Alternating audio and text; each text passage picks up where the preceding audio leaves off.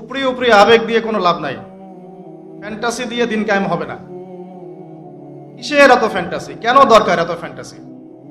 কি করতে চান এসব ফ্যান্টাসি দিয়ে? আপনারা কোরআন তেলাওয়াত করা শিখছেন না কেন? কোরআন কি শুধু আলেম ওলামাদের জন্য? 5 ওয়াক্ত নামাজ কেন পড়েন না? নামাজের হিসেব কি আল্লাহ পাক নেবেন না আপনার কাছে? যাকাত ফরজ হয়ে গেছে সেই কবে, যাকাত দিচ্ছেন না। সৎ কাজের আদেশ করতে আল্লাহ পাক বলেছেন, করছি না। অসৎ কাজে নিষেধ করতে বলেছেন, অসৎ কাজে নিষেধও করতে পারি না, সর্বোচ্চ ফেসবুকে 2 লাইন লিখতে পারি, এই পর্যন্তই। এখন যে ইস্যু চলছে সেটা নিয়ে 2 লাইন লিখবো, 7 দিন পর এই ইস্যু শেষ, নতুন ইস্যু আসবে, আবার নতুন ইস্যু নিয়ে 2 লাইন লিখব। এই তো মুসলিম উম্মাহকে ভিতর থেকে টুকরা টুকরা করে হাজার হাজার দলে বিভক্ত করে রেখে দিয়েছে। এই তো চলছে। ফ্যান্টাসি দিয়ে কি করতে পারবেন? একটা সময় ছিল যখন এই পুরো বিশ্বের রাজনৈতিক ক্ষমতা আমাদের হাতে ছিল। বিগত 100 বছর থেকে এটা আমাদের হাতে নাই, কারো কোনো ফিকিরও নাই, কেউ ভাবেও না, চিন্তাও করে না। একটা সময় ছিল যে আমাদের ভূমিতে কুফাররা থাকতো, বসবাস করত, ট্যাক্স দিত, কর দিত, এটাকে আমরা জিজিয়া বলি। জিজিয়া, জিজিয়া নামে কোনো শব্দ আছে এটা ইয়াং জেনারেশন জানা নাই।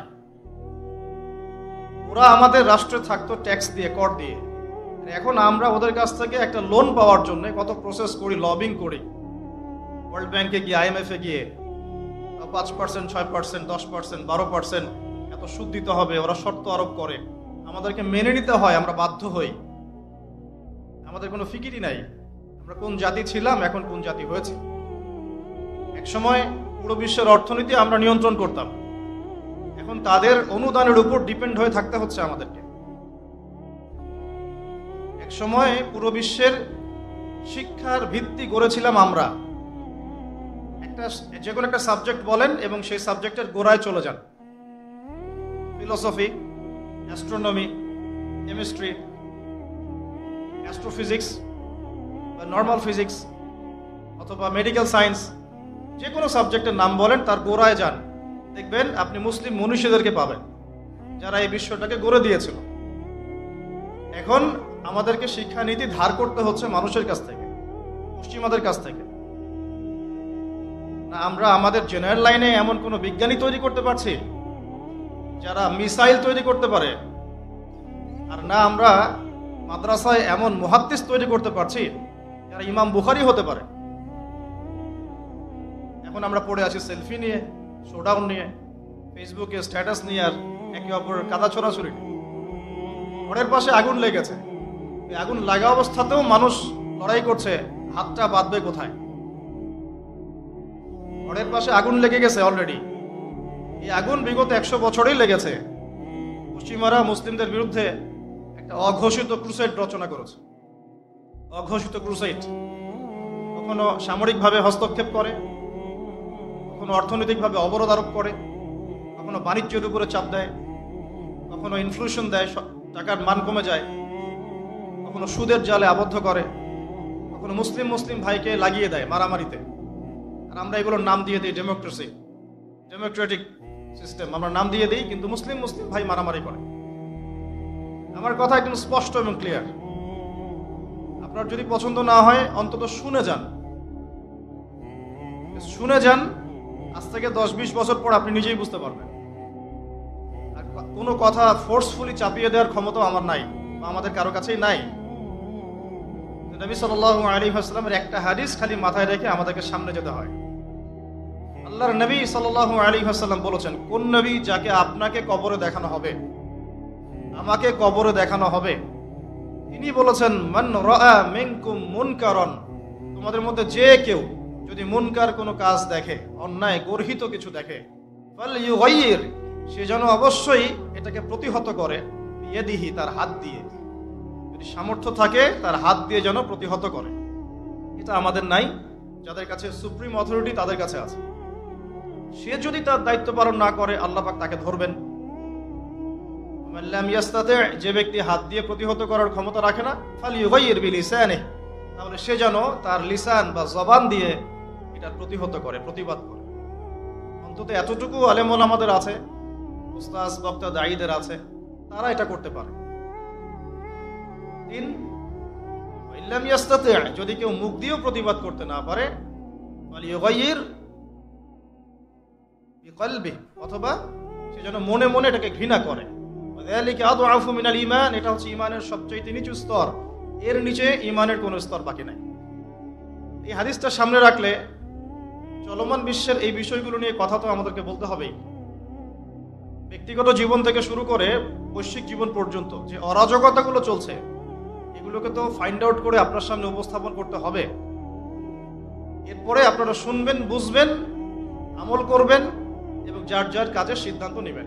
কেউ কাউকে ফোর্স করতে পারবে না, এটা ইসলাম। এখন আমরা যেগুলো নিয়ে পড়ে আছি সেগুলোতে যাওয়ার আগে আল্লাহ পাক সূরা আহজাবে আরেকটা কথা বলেছেন, এটাও শুনে রাখেন। এবার আপনার রব, আমার রব বলছেন, বিসমিল্লাহির রহমানির রহিম, ইয়া আইয়ুহাল্লাযীনা আমানু, হে মুমিনগণ। আল্লাহ আমাদেরকে বলছেন, হে মুমিনগণ, ইত্তাকুল্লাহ, তোমরা আল্লাহকে ভয় করো, আল্লাহকে ভয় করো। ওয়া কুলু কাওলান সাদীদা, স্পষ্ট করে সরাসরি সোজা কথা বলো, এত ডানে বামে না, এত প্যাচগোছ না, স্পষ্ট করে হক আর বাতিলকে স্পষ্টকারী সত্য কথা বলো, সোজাসুজি কথা বলো, সরাসরি কথা বলো। কাওলান সাদীদা, স্পষ্ট করে সোজা কথা বলো, তাহলে কি হবে? কুলু কাওলান সাদীদা ইউসলিহ লাকুম আ'মালাকুম ওয়া ইয়াগফির লাকুম যুনুবাকুম। তোমরা দুটো বেনিফিট পাবে। একটা হচ্ছে ইউসলিহ লাকুম আ'মালাকুম, আল্লাহ পাক তোমাদের আমল সব সংশোধন করে দিবেন, সব কাজগুলো আল্লাহ পাক গুছিয়ে দিবেন। ওয়া ইয়াগফির লাকুম যুনুবাকুম, তোমাদের সবার গুনাহ আল্লাহ মাফ করে দিবেন। ওয়া ইউতিইল্লাহা ওয়া রাসূলাহ, যে ব্যক্তি আল্লাহর আনুগত্য করে এবং তার রাসূলের আনুগত্য করে, ফাকাদ ফাযা ফাওজান আযীমা, এই ব্যক্তি সফল হলো। ফাওজান আযীমা মানে মহান সাফল্য অর্জন করলো। সাফল্যের মানদণ্ড পেলাম এখানে সত্য কথা স্পষ্ট করা এবং আল্লাহকে ভয় করা। তাই যারা কথা বলতে পারে তাদেরকে সত্য কথা স্পষ্ট করতে হবে। এখানে সাফল্যের সংজ্ঞাও পেলাম, আল্লাহর আনুগত্য করা, রাসূলের আনুগত্য করা। ঠিক আল্লাহ রাব্বুল আলামিন সূরা আলে ইমরানের 185 নম্বর আয়াতে এমন কথাই বলেছেন, প্রত্যেক নফস মৃত্যুর স্বাদ গ্রহণ করবে। ফামান যুহজিহা আনিন নারি ওয়া উদখিলাল জান্নাতা ফাকাদ ফাজ, যে ব্যক্তিকে জাহান্নামের আগুন থেকে বাঁচানো হবে, জান্নাতে প্রবেশ করানো হবে, এই ব্যক্তি হচ্ছে সফল, আর কেউ সফল। সাফল্যেরও সংজ্ঞা পেয়ে গেলাম আমরা। আমরা মূল কথায় আসি, ফ্যান্টাসি ছাড়তে হবে, মৌলিক কাজগুলো করতে হবে এবং চলমান বিশ্বটাকে বুঝতে হবে কোরআন এবং সুন্নাহর চোখ দিয়ে, তার মানদণ্ডে। ইতিহাস স্মরণ রাখতে হবে, আমরা কোন জাতি ছিলাম, এখন কি করছি, ভবিষ্যৎটা কি হতে পারে, কোন কোন জায়গায় ফোকাস করব, সেগুলো আমরা আলোচনা আনবো ইনশাআল্লাহ। তার আগে একটা বিষয় বলে শুরু করি যে এখন ইসলাম আসার বলতে বোঝাচ্ছি নবী সাল্লাল্লাহু আলাইহি ওয়াসাল্লামের ইন্তেকাল হওয়ার প্রায় 1450 বছর চলে গেছে। কত বছর? প্রায় 1450 বছর চলে গেছে। আমরা এখন যে সমাজটাকে দেখছি, আমরা এখন যে পরিবারটাকে দেখছি, আমরা যে অর্থ ব্যবস্থা দেখছি, আমরা যে রাষ্ট্র ব্যবস্থা দেখছি এবং বিশ্বের উপর যাদের আধিপত্য দেখছি, এটা রাসূল সাল্লাল্লাহু আলাইহি ওয়াসাল্লামের ইন্তেকালের 1400 বছর পরের পৃথিবী। আমি কি বুঝাতে পারছি? এটাই সব না, এটা 1400 বছর পরের একটা ওয়ার্ল্ড আমরা দেখছি। কেমন ছিল ওই সময়? নবী সাল্লাল্লাহু আলাইহি ওয়াসাল্লাম যখন নবী হন নাই, তখনকার সমাজটা এখনকার বিশ্বের মতো ছিল। বলবেন কিভাবে? আমি বলছি, আমার কাছে হুজ্জাত আছে, প্রমাণ আছে, আমি প্রমাণ করছি কিভাবে। নবী সাল্লাল্লাহু আলাইহি ওয়াসাল্লাম যে যুগে নবী হন নাই, এখনো নবী হন নাই, যেটাকে আমরা বলি, কটাক্ষ করে বলি মধ্যযুগ, আমরা অনেক সময় অপমান করে বলি আইয়ামে জাহেলিয়া। শব্দগুলো শুনেছেন তো আপনারা? কখনো কি প্রশ্ন করেছেন আসলে কেন এই যুগটাকে আমরা জাহেলিয়া বলি, কেন অন্ধকারাচ্ছন্ন যুগ বলি? ওই যুগটা কি সূর্য উঠতো না? ওই যুগে কি সূর্য উঠতো না? তাহলে কেন অন্ধকারাচ্ছন্ন যুগ বলি? এক, ওই যুগের মানুষ আল্লাহ পাকের তাওহীদ, একত্ববাদ এর সাথে শিরককে মিশ্রিত করেছিল। এক নম্বর কারণ কি? ওই যুগের মানুষ আল্লাহ পাকের তাওহীদের সাথে শিরককে মিক্স আপ করেছিল। মনে করবেন না যে তারা আল্লাহকে বিশ্বাস করতো না, এটা ভুল ধারণা। তারা সবাই আল্লাহকে বিশ্বাস করত, কোটি কয়েক মানুষ ছাড়া। এমনকি আবু জাহেল, যাকে আমরা বলি এই উম্মতের ফেরাউন, নবীজি বলেছেন আবু জাহেল হচ্ছে এই উম্মতের ফেরাউন। বদরের যুদ্ধে যখন আব্দুল্লাহ বিন মাসউদ রাদিয়াল্লাহু আনহু তার গর্দানটা কেটে নিয়ে আসছেন, রাসূলের সামনে রেখেছেন সাল্লাল্লাহু আলাইহি ওয়াসাল্লাম, নবীজি গর্দান দেখে বলেছিলেন এ হচ্ছে এই উম্মতের আবু জাহেল, সরি এই হচ্ছে এই উম্মতের ফেরাউন। এই আবু জাহেল হচ্ছে এই উম্মতের ফেরাউন।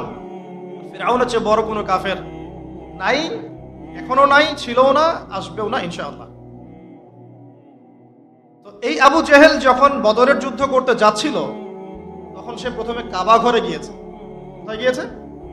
গিয়ে বলেছে আল্লাহুম্মা ইন কুনতা তা'লাম, হে আল্লাহ আপনি যদি জানেন, কথাগুলো খেয়াল করবেন, হে আল্লাহ আপনি যদি জানেন যে আন্না মুহাম্মাদান আলাল হক, মুহাম্মদ সাল্লাল্লাহু আলাইহি ওয়াসাল্লাম সত্যের উপরে আছে, ফানসুরহু, আল্লাহ আপনি তাকেই সাহায্য করেন।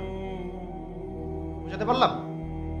ওয়া ইন কুনতা তা'লাম, এবং আপনি যদি জানেন যে নাহনুল কুরাইশ আলাল হক, আমরা কুরাইশরা হকের উপরে আছি, ফানসুরনা, তাহলে আমাদেরকে সাহায্য করেন। বুঝাতে চাচ্ছি আবু জাহেলের মতো মানুষও আল্লাহকে বিশ্বাস করত। এই জাহিলিয়াত মানে এমন নয় যে ওরা সবাই নাস্তিক ছিল, না, নট এট অল, মোটেই এমন নয়। তারা আল্লাহকে বিশ্বাস করত। তাহলে আল্লাহ পাক তাদেরকে কাফের কেন বলছেন? উত্তর সূরা জুমারের মধ্যে আছে। তারা লাত, উজ্জা, হুবল, মানাত এগুলোর পূজা করত, মূর্তি পূজা করত, এটা তো আপনারা জানেন। তারা বলতো, তাদের যুক্তি ছিল, মা না'বুদুহুম, আমরা শুধুমাত্র এই কারণেই তাদের ইবাদত করি, ইল্লা লিয়ুকাররিবুনা ইলাল্লাহি যুলফা, এরা আমাদেরকে আল্লাহ পর্যন্ত পৌঁছে দিবে। নাউযুবিল্লাহ। তাহলে রিজনটা কি, দলিল আদিল্লাহ কি তাদের মূর্তি পূজার পিছনে? আমরা এগুলোর মধ্য দিয়ে আল্লাহর নৈকট্য অর্জন করতে চাচ্ছি। তার মানে তারা সবাই আল্লাহকে বিশ্বাস তো করত যে একজন আল্লাহ আছেন। এখনকার বিশ্বের দিকে তাকিয়ে দেখুন, ওই একই শিরকের ছোঁয়া সব জায়গায় লেগে গেছে। মানুষ আল্লাহকে বিশ্বাস করে, কিন্তু ইবাদত বন্দেগীর জীবনে গিয়ে আল্লাহর সাথে অন্যকে শরীক করছে, ইকোনমিতে গিয়ে আল্লাহর সাথে অন্যকে শরীক করছে, পলিটিক্স করতে গিয়ে আল্লাহর সাথে অন্যকে শরীক করছে, ওয়ার্ল্ড অ্যাফেয়ার্সকে ডিল করতে গিয়ে আল্লাহর সাথে অন্যকে শরীক করছে। মানুষ আল্লাহকে বিশ্বাস করেও এখন মুশরিক হচ্ছে। আপনি কোন সেন্সে ওইটাকে আইয়ামে জাহিলিয়াত বলছেন, আর এখনকার যুগটাকে পুত পবিত্র বলছেন? এগিয়ে যাওয়ার যুগ, সায়েন্স এন্ড টেকনোলজির যুগ। দেখাচ্ছি আপনাকে টেকনোলজি কাকে বলে। সুলাইমান আলাইহিস সালামের সময় বিশ্বে এমন প্রযুক্তি ছিল, এই প্রযুক্তির ধার কাছেও কোনোদিনও এই বিশ্ব আর যেতে পারবে না। আমি আমার হেডসেট নিচ থেকে কথা বলছি না, এগুলোর দলিল আছে সূরা সাবার মধ্যে, সূরা নামলের মধ্যে, অনেক জায়গায়। আল্লাহ রাব্বুল আলামিন সুলাইমান আলাইহিস সালামকে এমন রাজত্ব দিয়েছিলেন, এমন সুপ্রিম অথরিটি, ক্ষমতা, পাওয়ার, টেকনোলজি পৃথিবীতে কখনো ছিলও না, কিয়ামত পর্যন্ত আসবেও না। এখন পর্যন্ত কোনো টেকনোলজি আসে নাই যে আমি এই চেয়ারটাকে বলবো চলো আমাকে ঢাকায় নিয়ে নামাই দিবে, তাও আবার 1 সেকেন্ডের মধ্যে। কতটুকু সময়? এখন পর্যন্ত কোনো টেকনোলজি আসে নাই যে আমি চোখের পলক ফেলবো, এইটুকু সময়ের মধ্যে আমার স্ত্রীকে আমার পাশে নিয়ে বসাই দিবে। বুঝছে? সুলাইমান আলাইহিস সালামের সময় এমন ছিল। সাগর থেকে মুক্তা, মণিমুক্তা আরোহণ করে এটা দিয়ে অট্টালিকা নির্মাণ করা হতো। তিনি জিন জাতিকে দিয়ে কাজ করাতে পারতেন। তিনি যাচ্ছেন রাস্তায়, পিঁপড়াটা গল্প করছে, এই সবাই গর্তে ঢুকো, সুলাইমান আসলে তোমাদেরকে পিষে ফেলবে, আর তিনি মুচকি মুচকি হাসছেন। পাখির ভাষাও বুঝতে পারছেন, পিঁপড়ার ভাষাও বুঝতে পারছেন। আর বাবা দাউদ আলাইহিস সালাম জাবুর তেলাওয়াত করছেন, সাগরের মাছ সব কাছে চলে আসছে জাবুর শোনার জন্য। এমন প্রযুক্তি আপনি এখনো বের করতে পেরেছেন? সভ্যতার যে বড়াইটা আমরা করি, এটা একটা কি অহংকার নাকি? আল্লাহ পাক এজন্য বলেছেন, আমি কত কওমকে এর আগে ধ্বংস করেছি, কত যে কওমকে আমি ধ্বংস করেছি। সিরু ফিল আরদি ফানজুরু কাইফা কানা আকিবাতুল মুকাদ্দিবিন, তোমরা এই জমিনে বিচরণ করতে থাকো, দেখো যারা আল্লাহকে অস্বীকার করেছিল তাদের কি পরিণতি হয়েছে। আমরা এখন যেটাকে নিয়ে দাবি করি, এটা সর্বোচ্চ স্তর নয় প্রযুক্তির। যে জায়গা থেকে এখানে চলে আসলাম, যে কোথায় ছিলাম আমরা? এই জামানাতেও আমরা শিরক করছি, কিন্তু আল্লাহকেও বিশ্বাস করছি। প্রত্যেকটা সেক্টরে শিরক হচ্ছে। ডিটেলস বলার মতো জায়গাও এটা না, এবং এত সময় আমার হাতে নাই। আমি খালি সেক্টরগুলো বলে দিই। এক, এডুকেশন সেক্টর, শিক্ষা সেক্টর, এখানে শিরকের উপর শিরক হচ্ছে। আপনি যদি বিচক্ষণ হয়ে থাকেন, স্টাডি করেন, পড়াশোনা করেন, একটা অনেস্ট মন রাখেন, আগে সৎ একটা মন রাখেন। ডানে গেলে ডানে যাব, বামে গেলে বামে যাব, আমি নিউট্রাল থাকবো, আমি কোনো পক্ষ আগে নিব না, আমি যাচাই বাছাই করে দেখবো কথাটা সত্য না মিথ্যা। শিক্ষা ক্ষেত্রে শিরকের উপর শিরক হচ্ছে, শিরকের উপর শিরক। আজকে থেকে 25 বছর 30 বছর আগে যতটা শিরক ছিল না, এখন তার চেয়ে বেশি শিরক চলে আসছে। এমন এমন শিরক আসছে যেগুলোর প্রতি ঈমান রাখলে আপনার ঈমান ভঙ্গের 10টা কারণ আছে। এই 10 কারণের মধ্যে পড়ে যাবেন, আবার নতুন করে কালিমা শাহাদা দিয়ে ইসলাম কবুল করতে হবে, নতুন করে কালিমা শাহাদার সাক্ষ্য দিয়ে আবার মুসলিম হতে হবে। যতই দাম্ভিকতা দেখান, কবরে আপনাকেও যেতে হবে, কিচ্ছু করার নাই তখন। এখন যদি সলিউশনে না আসি, সংশোধন না করি, তাহলে অনেক দেরি হয়ে যাবে। এখনকার টিকটক জেনারেশনটা বিগত 30 বছরের মেহনতের ফসল। পশ্চিমাদের বিগত 30 বছরের মেহনতের ফসল এখনকার টিকটক জেনারেশন। ওরা মেহনত চালিয়ে যাচ্ছে, না জানি আরো 30 বছর পরে কোন টক জেনারেশন আসবে আল্লাহ ভালো জানে। কমন সেন্সহীন, জীবনের উদ্দেশ্যহীন, একটা বুদ্ধিবৃত্তিক প্যারালাইজড প্রজন্ম। না জীবনের কোনো উদ্দেশ্য আছে, না কোনো পড়াশোনা করে, আর না একটু ভালো করে খেলাধুলা করে, আর না শরীর চর্চা করে, আর না কিছু লিখে, আর না কিছু জাতিকে কিছু দিচ্ছে, আর না পলিটিক্সে কোনো আগ্রহ আছে, আর না ইকোনমিক্সে কোনো আগ্রহ আছে, না ওয়ার্ল্ড অ্যাফেয়ার্স সম্পর্কে কোনো সচেতনতা আছে, না মুসলিম উম্মার এই দুরবস্থায় তার ভূমিকা রাখার কোনো ইচ্ছাও পর্যন্ত আছে। না সালাত আদায় করে, না কুরআন তেলাওয়াত করে, আর না ওযু করতে জানে ঠিকভাবে, আর না ফরজ ওয়াজিব সুন্নাত মুস্তাহাব জানে, আর না ফিকহুল মুয়াসসারের মতো সহজ ফিকহের কিতাবগুলো তার আয়ত্ত করা আছে, না কোনো আলেমের সাথে সম্পর্ক আছে, না কোনো ইসলামিক স্কলারের কাছে সম্পর্কিত হয়, আর না মাদ্রাসায় যায়, আর না ইসলামের বেসিক ফান্ডামেন্টাল নলেজ অর্জন করে। জীবনের উদ্দেশ্যই নাই, শুধু মেয়ের পিছনে, শুধু মাদকের পিছনে, ড্রাগসের পিছনে, কোনো সময় মারামারি দাঙ্গা হাঙ্গামা করছে, কোনো সময় দেখা যায় বাইক দাবড়ায় বেড়াচ্ছে। বাবার বিত্তশালী, বাবার অনেক টাকা আছে, বাস কিনে দিয়েছেন বাইক, চলছে। পিছনে একটা বেহায়া বেশ্যা মেয়ে নিয়ে ঘুরছে। এ মেয়েটাও বেহায়া, শব্দটা ইউজ করতে চাইনি আমি আমি এখানে জানি অনেক মা বোন আছেন, শব্দটা আমি ইউজ করতে চাই নাই, কিন্তু আমার ভিতরে এমন ক্ষোভ এদেরকে দেখলে হয় যে মুখ থেকে বের হয়ে গেল। একটা মেয়েকে আল্লাহ পাক সৃষ্টি করেছেন কি জন্যে? যাতে সে ইসমাইল আলাইহিস সালামের মতো সন্তান জন্ম দিতে পারে। বাইকের পিছনে ঘোরা মেয়েটা কি আপনাকে এরকম সন্তান দিতে পারবে? আপনি তো বোকা। আপনি মনে করছেন যে অল্প সময়ের জন্য আমি তাকে নিয়ে একটু মজা করি, তখন দেখা যাবে আপনারও জীবনে এমন কোনো মেয়ে আল্লাহ পাক দিয়েছেন যে ওই রকমই অন্য কারোর সাথে বাইকে ঘুরে আসছে, তখন কিছু করার থাকবে না, কিছু করার থাকবে না। আমার টপিক আজকে এটা না। এই প্রজন্মটাকে গড়েছে পশ্চিমারা বিগত 30 বছরে। কত বছরে?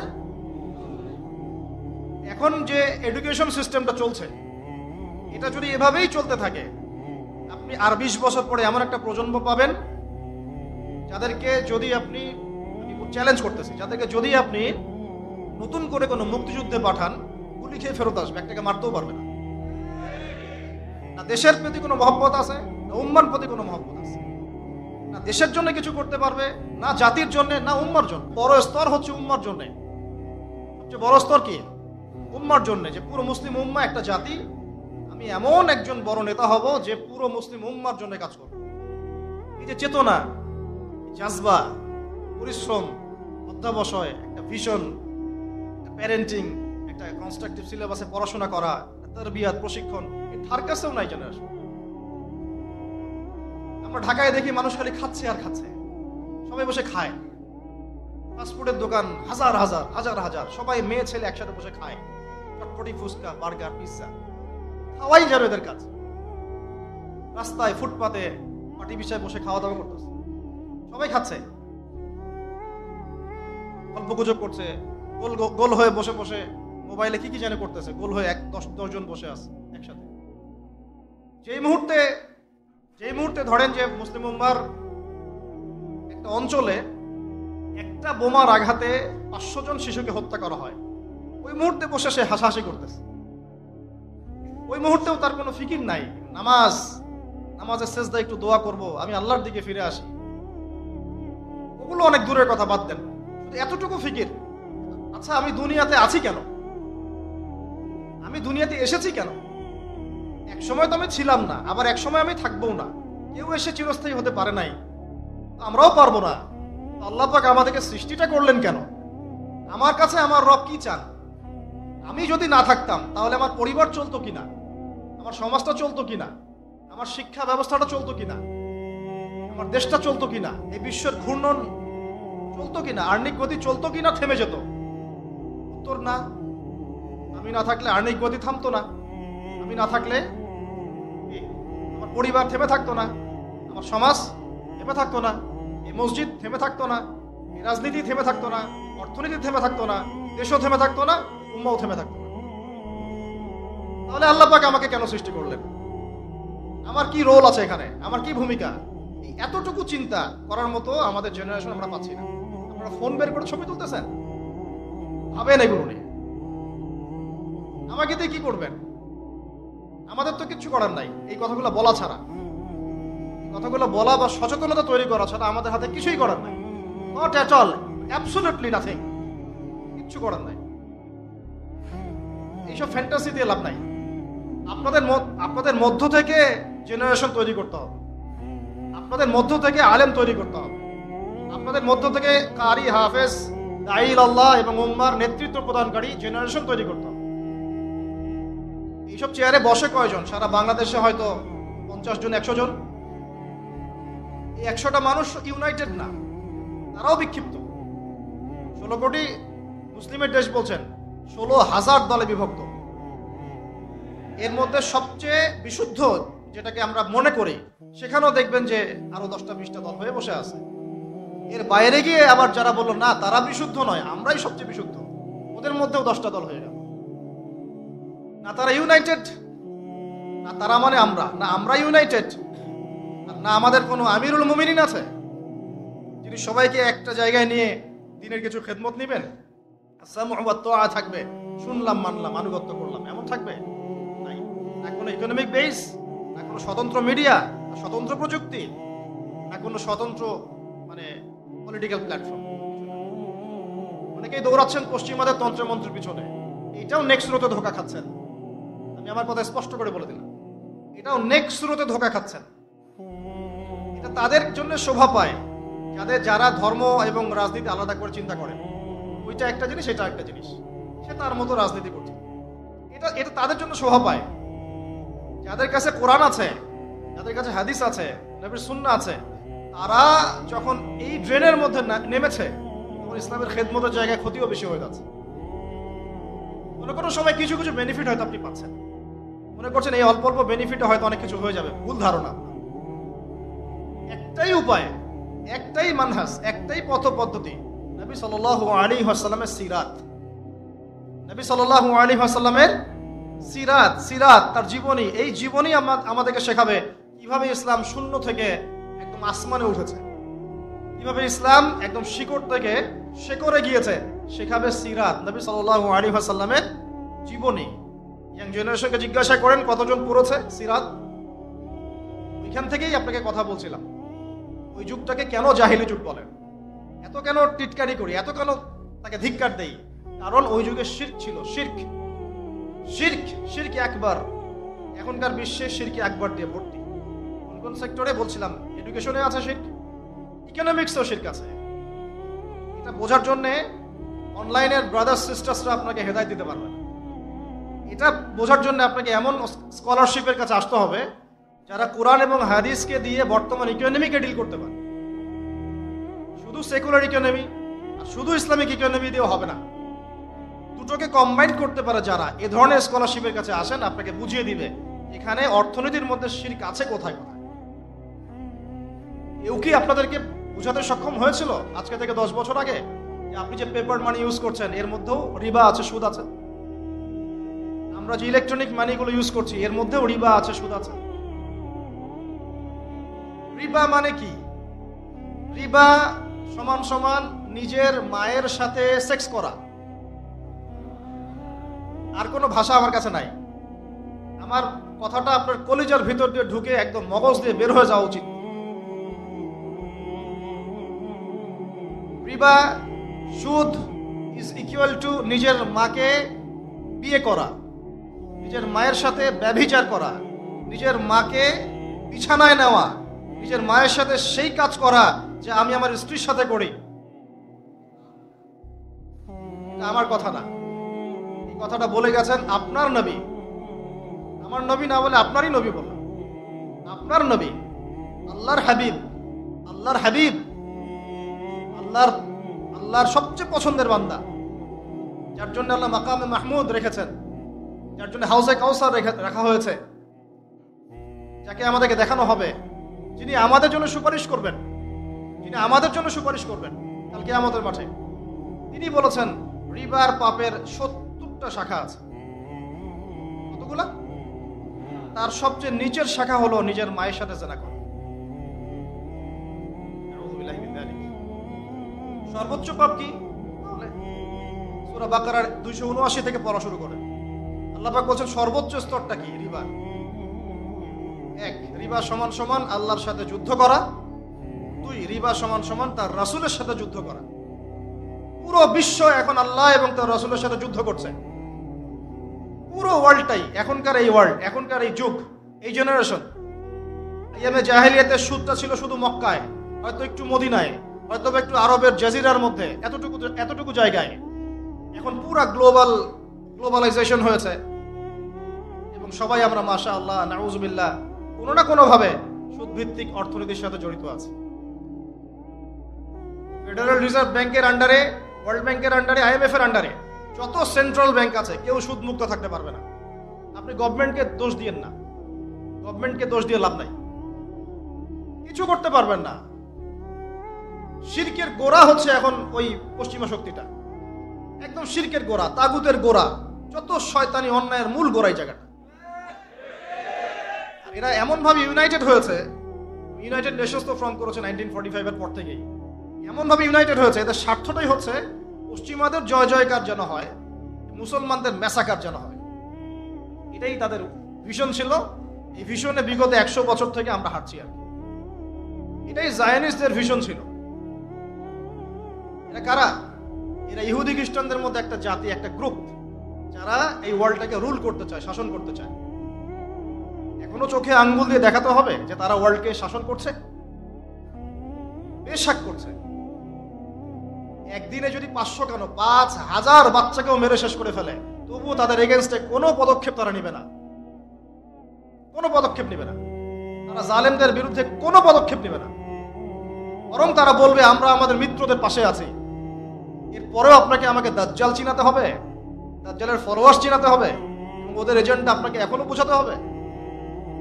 ওরা কাউকে ছাড়বে না, একটা একটা করে ধরবে, একটা একটা করে আগাবে, একটা একটা করে ধরবে, একটা একটা করে আগাবে। এই সাবকন্টিনেন্টকে নিয়ে ওদের এত মাথা ব্যথা কেন? এই জায়গাটার মধ্যে অনেক কিছু হবে ইন ফিউচার, এই জায়গাটা নিয়ে ওদের অনেক মাথা ব্যথা। এবং আমি জানি না এই বিষয়গুলো আমাদের বড়রা বোঝেন কিনা, কতটুকু বোঝেন। হয়তো তারা বুঝলেও শুধু ওয়ার্ল্ড অ্যাফেয়ার্সের চোখ দিয়ে বুঝেন, কোরআন সুন্নাহর চোখ দিয়ে তো বুঝেন না। আল্লাহ রাব্বুল আলামিন তাদেরকে বন্ধুরূপে গ্রহণ করতে নিষেধ করেছেন আমাদেরকে। মাইদা খুলে পড়ে দেখেন, কোরআন তো আপনার বাসাতেও আছে। আল্লাহ পাক বলেছেন লা তাত্তাখিযুল ইয়াহুদা ওয়ান নাসারা আউলিয়া বা'দুহুম আউলিয়া বা'দ। এই মুমিনগণ, তোমরা এই ইহুদি এবং নাসারাদেরকে বন্ধুরূপে গ্রহণ করো না। বিজনেস করতে আল্লাহ নিষেধ করেন নাই, বিজনেস, বাণিজ্য, ট্রেড, এগুলোতে আল্লাহ পাক নিষেধ করেন নাই। আল্লাহ বলেছেন ওদেরকে অ্যালায়েন্স হিসেবে গ্রহণ করো না, বন্ধুরূপে গ্রহণ করো না। বা'দুহুম আউলিয়া বা'দ, তারা একে অপরের বন্ধু। ওয়া ইয়াতাওয়াল্লাহু মিনকুম ফাইন্নাহু মিনহুম, তোমাদের মধ্যে কেউ যদি ওদের দিকে মুখ ফিরাও, তুমি তাদের অন্তর্ভুক্ত হয়ে যাবে। আল্লাহ লা ইয়াহদিল কওমাজ যালিমিন, আল্লাহ জালেমদেরকে হেদায়েত দিবেন না। বা'দুহুম আউলিয়া বা'দ, তারা একে অপরের বন্ধু। এখনো কি আপনাদেরকে চোখে আঙ্গুল দিয়ে বোঝাতে হবে এই জারজ রাষ্ট্রটা টিকে আছে পশ্চিমাদের সমর্থনে? 1914 সাল থেকে শুরু করে এই পর্যন্ত আমি হিসেব দিতে আসিনি এখানে কতজন মুসলিম ভাইকে তারা হত্যা করেছে, কতগুলো ভূমি তারা দখল করেছে, কতগুলো শিশুকে হত্যা করেছে, কতগুলো মা বোনকে উঠিয়েছে আর ধর্ষণ করেছে। এই পরিসংখ্যান দেওয়ার গায়েরও আমার নাই, কারণ এটা আমাদের নেগেটিভ, আমাদের জন্য নেগেটিভ হবে। বলতে গেলে আমাদের ত্রুটি বা আমাদের শূন্যতা, আমাদের দুর্বলতা সবার সামনে প্রকাশ করা হবে, এই জন্য আমরা বলতে যাচ্ছি না। ডক্টর আলী মোহাম্মদ সাল্লাভি তার বইগুলো পড়ে দেখেন, হিস্ট্রির, ডক্টর রাগিব সার্জানির বইগুলো পড়ে দেখেন, একটা পরিসংখ্যান পাবেন। পুরো জায়গাটাই কেন এত আগ্রহ এই জায়গাটা নিয়ে? কারণ তারা এখান থেকে দাজ্জালের রাষ্ট্রটা কায়েম করতে চায়। দাজ্জালের রাষ্ট্র কোনটা হবে? মিশরের নীলনদ থেকে শুরু করে ইরাকের ইউফ্রেটিস নদী পর্যন্ত পুরো হোলি ল্যান্ডটাই তারা দখল করতে চায়। পুরো বিশ্বের যত পলিটিক্যাল অ্যাফেয়ার্স সবকিছু এই বিষয়টাকে কেন্দ্র করেই হচ্ছে, কারো চোখ খুলতেছে না এখনো। যত কিছু তারা ওয়ার্ল্ডে করছে, বিগত 100 বছরে করে যাচ্ছে, এটা শুধু জেরুজালেমের জন্য। তারা বিশ্বকে শাসন করতে চায়, ওই জায়গা থেকে তারা বিশ্বটাকে শাসন করতে চায়। আমরা গতকালকে দেখে আজকে সিদ্ধান্ত নেই, আর তারা বিগত 100 বছর থেকে প্ল্যান করে করে করে এই জায়গায় এসেছে জায়নিস্টরা। এবং তাদেরকে বন্ধুরূপে গ্রহণ করতে আল্লাহ পাক আমাদেরকে নিষেধ করেছেন। কিন্তু এই কথাটা আরবের মুনাফিকদেরকে কে বুঝাবে? চতুর্দিকে বসে আছে, তাদের প্রত্যক্ষ সমর্থনে ওদের মসনদ টিকে আছে, চোখের সামনে রক্তের বন্যা বয়ে যাচ্ছে, আর ওরা বলছে আমরা ব্যবস্থা নিচ্ছি, আমরা এই বিষয়ে উদ্বিগ্ন, এটা মানবতা বিরোধী কাজ। এই পর্যন্ত শেষ, দ্যাটস অল, ফুল স্টপ। কারো কোনো শক্তি সামর্থ্য হলো না সবাইকে এক টেবিলে বসানোর, অন্যগুলা বয়কট করার, ওদের উপর অর্থনৈতিক চাপ আরোপ করার, তেলগুলা বন্ধ করে দেওয়ার, পেট্রোলের মনিটরিং সিস্টেমটা অফ করে দেওয়ার। এই ঈমান, এই সৎসাহস কেউ দেখাতে পারলো না। কারণ এখন তো আর উমর ইবনুল খাত্তাবের যুগ নাই, এখন তো আর আলী ইবনে আবি তালেবের যুগ নাই, এখন তো সালাউদ্দিন আইয়ুবী রাহিমাহুল্লাহর বেঁচে নাই, এখন আমাদের শেখরা বেঁচে আছে। আরো অবাক হই, বাংলাদেশের মাটিতে আরো অবাক হই, এতটাই অবাক হই যে কথা বলার ভাষা হারিয়ে ফেলি। এরকম সিচুয়েশনেও কিছু মানুষকে দেখা যায় মাজলুমদের পক্ষ না নিয়ে জালেমের পক্ষ নিচ্ছে, ঘুরিয়ে ফিরিয়ে ফতোয়া দিচ্ছে, ঘুরিয়ে ফিরিয়ে।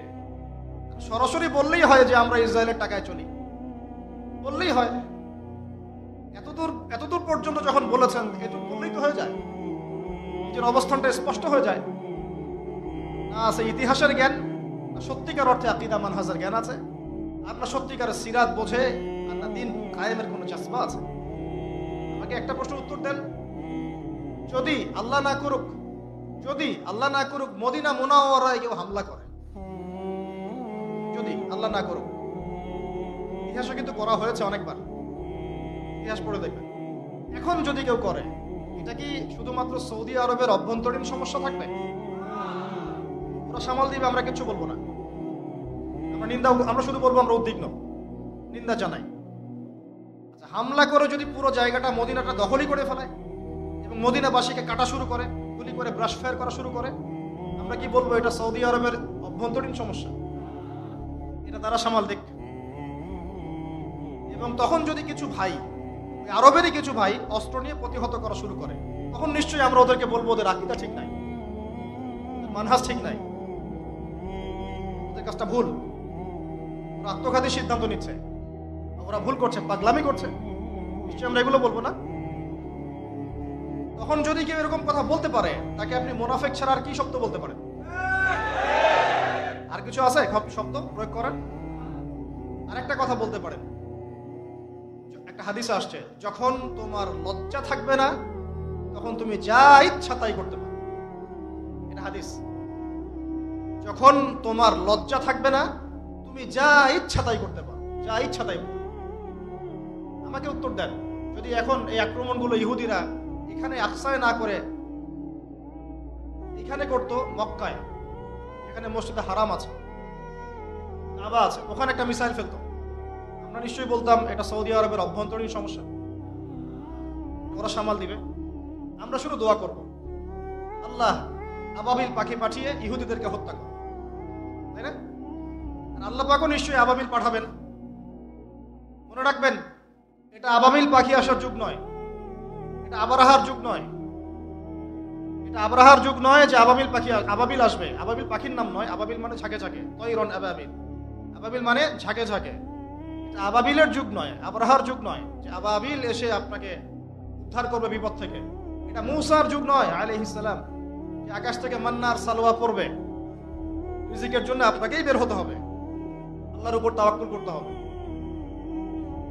কোন যুগ? আল্লাহ বলছেন এটা এই যুগ। ইন তানসুরুল্লাহ ইয়ানসুরকুম, তোমরা যদি আল্লাহকে সাহায্য করো তবেই আল্লাহ তোমাদেরকে সাহায্য করবেন। একদম স্পষ্ট শুনে রাখেন। এখন আসমান থেকে ফেরেশতা নামবে না, এখন আমাদের জন্য এখন নামবে না। তোমরা যদি আল্লাহর দ্বীনকে সাহায্য করো তবেই আল্লাহ তোমাদেরকে সাহায্য করবেন। ওয়া ইউসাব্বিত আকদামাকুম, তোমাদের পা আল্লাহ পাক শক্তিশালী করবেন, দৃঢ় রাখবেন। এটা এই যুগ। এটা কোন যুগ? আল্লাহ বলছেন ইন্নাল্লাহা লা ইউগাইয়িরু মা বিকওমিন, আল্লাহ পাক কোন কওমের অবস্থা ততক্ষণ পরিবর্তন করেন না, হাত্তা ইউগাইয়িরু মা বিআনফুসিহিম, যতক্ষণ না তারা নিজেরাই নিজেদের অবস্থা পরিবর্তনের চেষ্টা করে। এটা এই যুগ। এখন আপনার জন্য আবাবিল আসবে না। এটা কোন যুগ? আল্লাহ বলছেন ওয়াইন তাতাওয়াল্লাউ, যদি তোমরা চেষ্টা না করো, মুখ ফিরায় চলে যাও, ইয়াস্তাবদিল কওমান গায়রাকুম, আল্লাহ তোমাদের সবাইকে সরিয়ে দিবেন, দিয়ে নতুন একটা কওম নিয়ে আসবেন। সুম্মা লা ইয়াকুনু আমসালাকুম, তারা তোমাদের মতো অপদার্থ হবে না। আমাদেরকে সরাতে আল্লাহ পাকের কি দরকার হয়? একটা ভাইরাস, একটা মহামারী, একটা ভূমিকম্প, আজকে একটু নড়ালি আছে না, এগুলো কিচ্ছু না। এগুলো ওয়ার্নিং আসতেছে। কারণ মহামারীর পরে সানাওয়াতুজ জালাজিল আসবে, হাদিসে আসছে। ভূমিকম্প শুধু না, ভূমিকম্পের বছরগুলো আসছে সামনে। সানাওয়াতুজ সানা মানে একটা বছর, সানাওয়াত মানে অনেকগুলো বছর, জালজালা মানে ভূমিকম্প, জালাজিল ভূমিকম্পের বহু বছর, সানাওয়াতুজ জালাজিল মানে ভূমিকম্পের বছরগুলো তোমাদের সামনে আসছে। কে বলেছেন এটা? নবী সাল্লাল্লাহু আলাইহি ওয়াসাল্লাম। এখন পর্যন্ত কি বিশ্ব দেখেছে যে কয়েক বছর ধরে ভূমিকম্প হচ্ছে? ইতিহাস পড়ে দেখেন তো কখনো এসেছিল? তার মানে সামনে আসবে। কেন আসবে না? কোন কোন পাপের কারণে আসে? জিনা, ঘরে ঘরে জিনা, ঘরে ঘরে জিনা। ঘরে ঘরে বলতে প্রত্যেকটা ঘর বুঝাই নাই, অবশ্যই অনেক ঘর পবিত্র ভালো আছে, অনেক জায়গায় বেশিরভাগই জিনার মধ্যে ঢুকে আছি আমরা।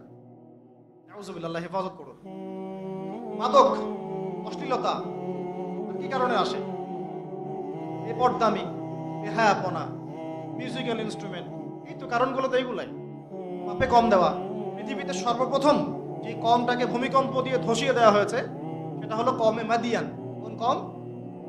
কওমে মাদিয়ান, শুআইব আলাইহিস সালামের কম। এই পাপের কারণে ভূমিকম্প দিয়ে ধসিয়ে দেওয়া হলো। তারা মাপে কম দিত, মাপে কম দিত এবং মানুষের সম্পদ আত্মসাৎ করত। মানুষের সম্পদ আত্মসাৎ করত। এই দুইটা পাপই এখন করা হচ্ছে। প্রচুর ব্যবসায়ী মাপে কম দেন, মানুষের সম্পদ আত্মসাৎ করেন। আল্লাহ পাক আমাদেরকে হেফাজত করুন। আমি এই জায়গায় ছিলাম, অনেক ভিতরে চলে যাব না, অনেক জায়গাটায় আসেন। এখন মনে করবেন না যে বিশ্বের মধ্যে শিরক নাই, প্রতিটা সেক্টরেই শিরক আছে। আর তারা এই পুরো বিশ্ব ব্যবস্থাটাকে নিয়ন্ত্রণ করছে কি কারণে? যাতে করে তারা মুসলমানদের উপর তাদের নির্যাতনের স্টিম রোলার চালাতে পারে এবং তাদের বিশ্ব পরিচালনার সুপ্রিম অথরিটি তাদের হাতে নিতে পারে, আর কিছু না। প্রত্যেকটা বিষয় নিয়ন্ত্রিত হচ্ছে আকসা কেন্দ্রিক, জেরুজালেম কেন্দ্রিক, জায়নিজম কেন্দ্রিক এবং পশ্চিমারা। আমরা কোনো না কোনো ভাবে এই প্যাচে পড়ে গেছি। বলছিলাম যে এডুকেশনে আপনি শিরক পাবেন, ইকোনমিতেও পাবেন। পলিটিক্স নিয়ে আমি বলতে চাচ্ছি না কথা, এটা খুব ভালো করেই আমরা জানি যে আমরা কোন পথে হাঁটছি। এগুলো আল্লাহ রাব্বুল আলামিনের খেলাফতের দায়িত্ব নয়।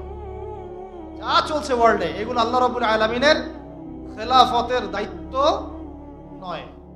কিন্তু প্রসঙ্গটা এসে গেছে নসিহত স্বরূপ, শুধু নসিহত, এর বেশি কিচ্ছু করার নাই আমাদের। নসিহতটা না করলে কি হবে? আপনি আল্লাহর সামনে কালকে আমাদের দাঁড়ায় বলবেন যে আদনান ভাই আমার এলাকায় আসছিল, প্রসঙ্গটা উঠেছিল, তিনি আমাকে সতর্ক করেন নাই, আমি দাওয়াত পাই নাই। দাওয়াত দেওয়ার সুন্নত আল্লাহ রাব্বুল আলামিন কোরআনের সূরা তাহার মধ্যে বলেছেন। কোন সূরায়? আল্লাহ পাক কি বলেছেন শুনুন। আল্লাহ পাক বলেছেন ইযহাবা ইলা ফিরআউন, তোমরা দুজন মুসা আর হারুন তোমরা ফিরআউনের কাছে যাও। কার কাছে? ইযহাবা ইলা ফিরআউনা ফাইন্নাহু তাগা, সে সীমা লঙ্ঘন করেছে। কিন্তু কুলা লাহু কাওলান লাইনা লাআল্লাহু ইয়াতাযাক্কারু আও ইয়াখশা, আল্লাহ বলছেন ফিরআউনের কাছে গিয়ে কর্কশ ভাষায় কথা বলো না, আঘাত করে কথা বলো না। ঠিক আছে, আমরা যেটা করি অনলাইনে অফলাইনে, খুব কর্কশ ভাষায় কথা বলি, আঘাত করে কথা বলি, এটাকে সোয়াবের কাজ মনে করি, এগুলো গুনাহ। দাওয়াতের মানহাজের সম্পূর্ণ বিপরীত চলি, নিজের ভাইয়ের গোশত খাই বসে বসে। আল্লাহ পাক বলছেন ওয়াকুলা লাহু কাওলান লাইয়িনা, ফিরআউনের মতো কাফেরের সামনে দাঁড়িয়েও তুমি নরম ভাষায় কথা বলো, নম্রতা প্রদর্শন করো। কেন? লাআল্লাহু ইয়াতাযাক্কারু আও ইয়াখশা, হতে পারে সে উপদেশ গ্রহণ করবে এবং আমাকে ভয় করবে। কত চমৎকার দাওয়াতের পদ্ধতি ইসলামে দিয়েছে। এখন আমাকে বলেন যে আল্লাহ পাক কি জানতেন না যে ফিরআউন পরবর্তীতে ঈমান আনবে না? আল্লাহ জানতেন না? তারপরেও কেন এটা আয়াত নাযিল করলেন? আমাদের জন্য, আমরা শিখতে পারি। ওই জায়গা থেকে আমি কথা বলছি। দেখুন আপনি কোন শিরকের মধ্যে আছেন, কেন আপনি এই জীবনে গিয়ে ভুল করছেন, কোন জায়গায় ভুল করছেন। ভাই হিসেবে আমি নসিহতটা করে যাচ্ছি, করবেন, শুনে নেবেন। কোরআনের শুরুতেই দেখবেন আপনি একটা আয়াত আছে, বিসমিল্লাহির রহমানির রহিম, ওয়াইয কুলনা লিল মালাইকা ওয়াইয ক্বালা রাব্বুকা লিল মালাইকা ইন্নী জাঈলুন ফিল আরদি খলিফা। হে নবী মুহাম্মদ সাল্লাল্লাহু আলাইহি ওয়াসাল্লাম স্মরণ করেন ওই সময়ের কথা যখন আমি আল্লাহ ফেরেশতাদেরকে বলেছিলাম যে আমি পৃথিবীতে আমার খলিফা পাঠাতে চাই। কি ওয়ার্ড আল্লাহ ইউজ করেছেন? খলিফা পাঠাতে চাই। ফেরেশতারা বলছেন আতাজআলু ফিহা মা ইউফসিদু ফিহা ওয়া ইয়াসফিকু দিমা, আপনি কি এমন কাউকে পাঠাতে চাচ্ছেন যে পৃথিবীতে গিয়ে রক্তপাত ঘটাবে এবং ফাসাদ সৃষ্টি করবে? তাই করছে কিনা মানুষ? বুঝেন? পৃথিবীতে মানুষ ফাসাদ সৃষ্টি করছে কিনা, রক্তপাত ঘটাচ্ছে কিনা? ফেরেশতারা তাদের দূরদর্শিতা সঠিক ছিল কিনা? ছিল। তারপর আল্লাহ পাক বললেন ইন্নী আ'লামু মা লা তা'লামুন, আমি যা জানি তোমরা সেটা জানো না। আমার এমন অনেক শুকরগুজার বান্দা থাকবে যারা এই কাতারভুক্ত হবে না। ঠিক আছে, আল্লাহ রাব্বুল আলামিন আদম আলাইহিস সালামকে খলিফা বললেন। এরপরে অনেক গল্প, এটা বলতে অনেক সময় লাগবে। নাম শিক্ষা দিলেন, সমস্ত নাম মানে জ্ঞান, সমস্ত জ্ঞান। ফেরেশতাদেরকে দিয়ে সেজদা করালেন, ইবলিস করলো না। মনে আছে? ইবলিস করলো না, উল্টা চ্যালেঞ্জ করলো। কি চ্যালেঞ্জ করলো? আপনি খলাকতানি মিন নার ওয়া খলাকতাহু মিন তিন, আমাকে সৃষ্টি করেছেন আগুন দিয়ে, তাকে মাটি দিয়ে, আমি কেন সেজদা করব? আল্লাহ বলেন মা মানাআকা আল্লা তাসজুদা ইযা আমারতুক, তোমাকে সেজদা করতে কে নিষেধ করলো? সেই যুক্তি দেখালো আল্লাহ রাব্বুল আলামিনের সামনে। আল্লাহ পাক বলেন ফাখরুজ মিনহা ফাইন্নাকা রাজিম, এখান থেকে বের হয়ে যাও, আমার আদেশ অমান্য করে তুমি অভিশপ্ত শয়তান হয়ে গেছো। ইন্না আলাইকাল লা'নাতা ইলা ইয়াউমিদ্দিন, কিয়ামত পর্যন্ত তোমার উপর লানত। ইবলিস বলছে আনজিরনি ইলা ইয়াউমি ইউবআসুন, আচ্ছা ঠিক আছে, আমাকে বের করে দিচ্ছেন, আমাকে কিয়ামত পর্যন্ত অবকাশ দেন। আল্লাহ বলছেন ফাইন্নাকা মিনাল মুনজারিন, যাও তোমাকে অবকাশপ্রাপ্তদের অন্তর্ভুক্ত করো। এবার ইবলিস চ্যালেঞ্জ করছে ফাবিমা আগওয়াইতানি, হে আল্লাহ আপনি যার জন্য আমাকে বের করে দিলেন, হে আদম সন্তানরা শুনেন কথাটা ভালো করে, প্রত্যেক আদম সন্তান কথাটা ভালো করে শুনেন। ফাবিমা আগওয়াইতানি, হে আল্লাহ আপনি যে আদমের কারণে আমাকে এখান থেকে বের করে দিলেন, আকুদান্না লাহুম সিরাতাকাল মুস্তাকিম, আমি সে আদম সন্তানের এই সরল পথে ওত পেতে বসে থাকবো, একদম ওত পেতে বসে থাকবো। থুম্মা লাআতিয়ান্না মিন বাইনি আইদিহিম, আমি আদম সন্তানদের সামন থেকে আসবো, ওয়া মিন খালফিহিম, তার পিছন দিক থেকে আসবো, ওয়া আন আইমানিহিম, তাদের ডান দিক থেকে আসবো, ওয়া আন শামাইলিহিম, তাদের বাম দিক থেকে আসবো, ওয়ালা তাজিদু আকসারাহুম শাকিরিন, আপনি বেশিরভাগ আদম সন্তানকে শুকরগুজার পাবেন না। ইবলিস তার চ্যালেঞ্জে সঠিক না ভুল? এখনকার বিশ্ব এবং পরিবেশের দিকে তাকায় দেখেন, বেশিরভাগ মানুষ আল্লাহর পথে আছে না নাই? নাই। আল্লাহ পাক তাকে বের করে দিলেন। সে আরো একটা চ্যালেঞ্জ করেছিল,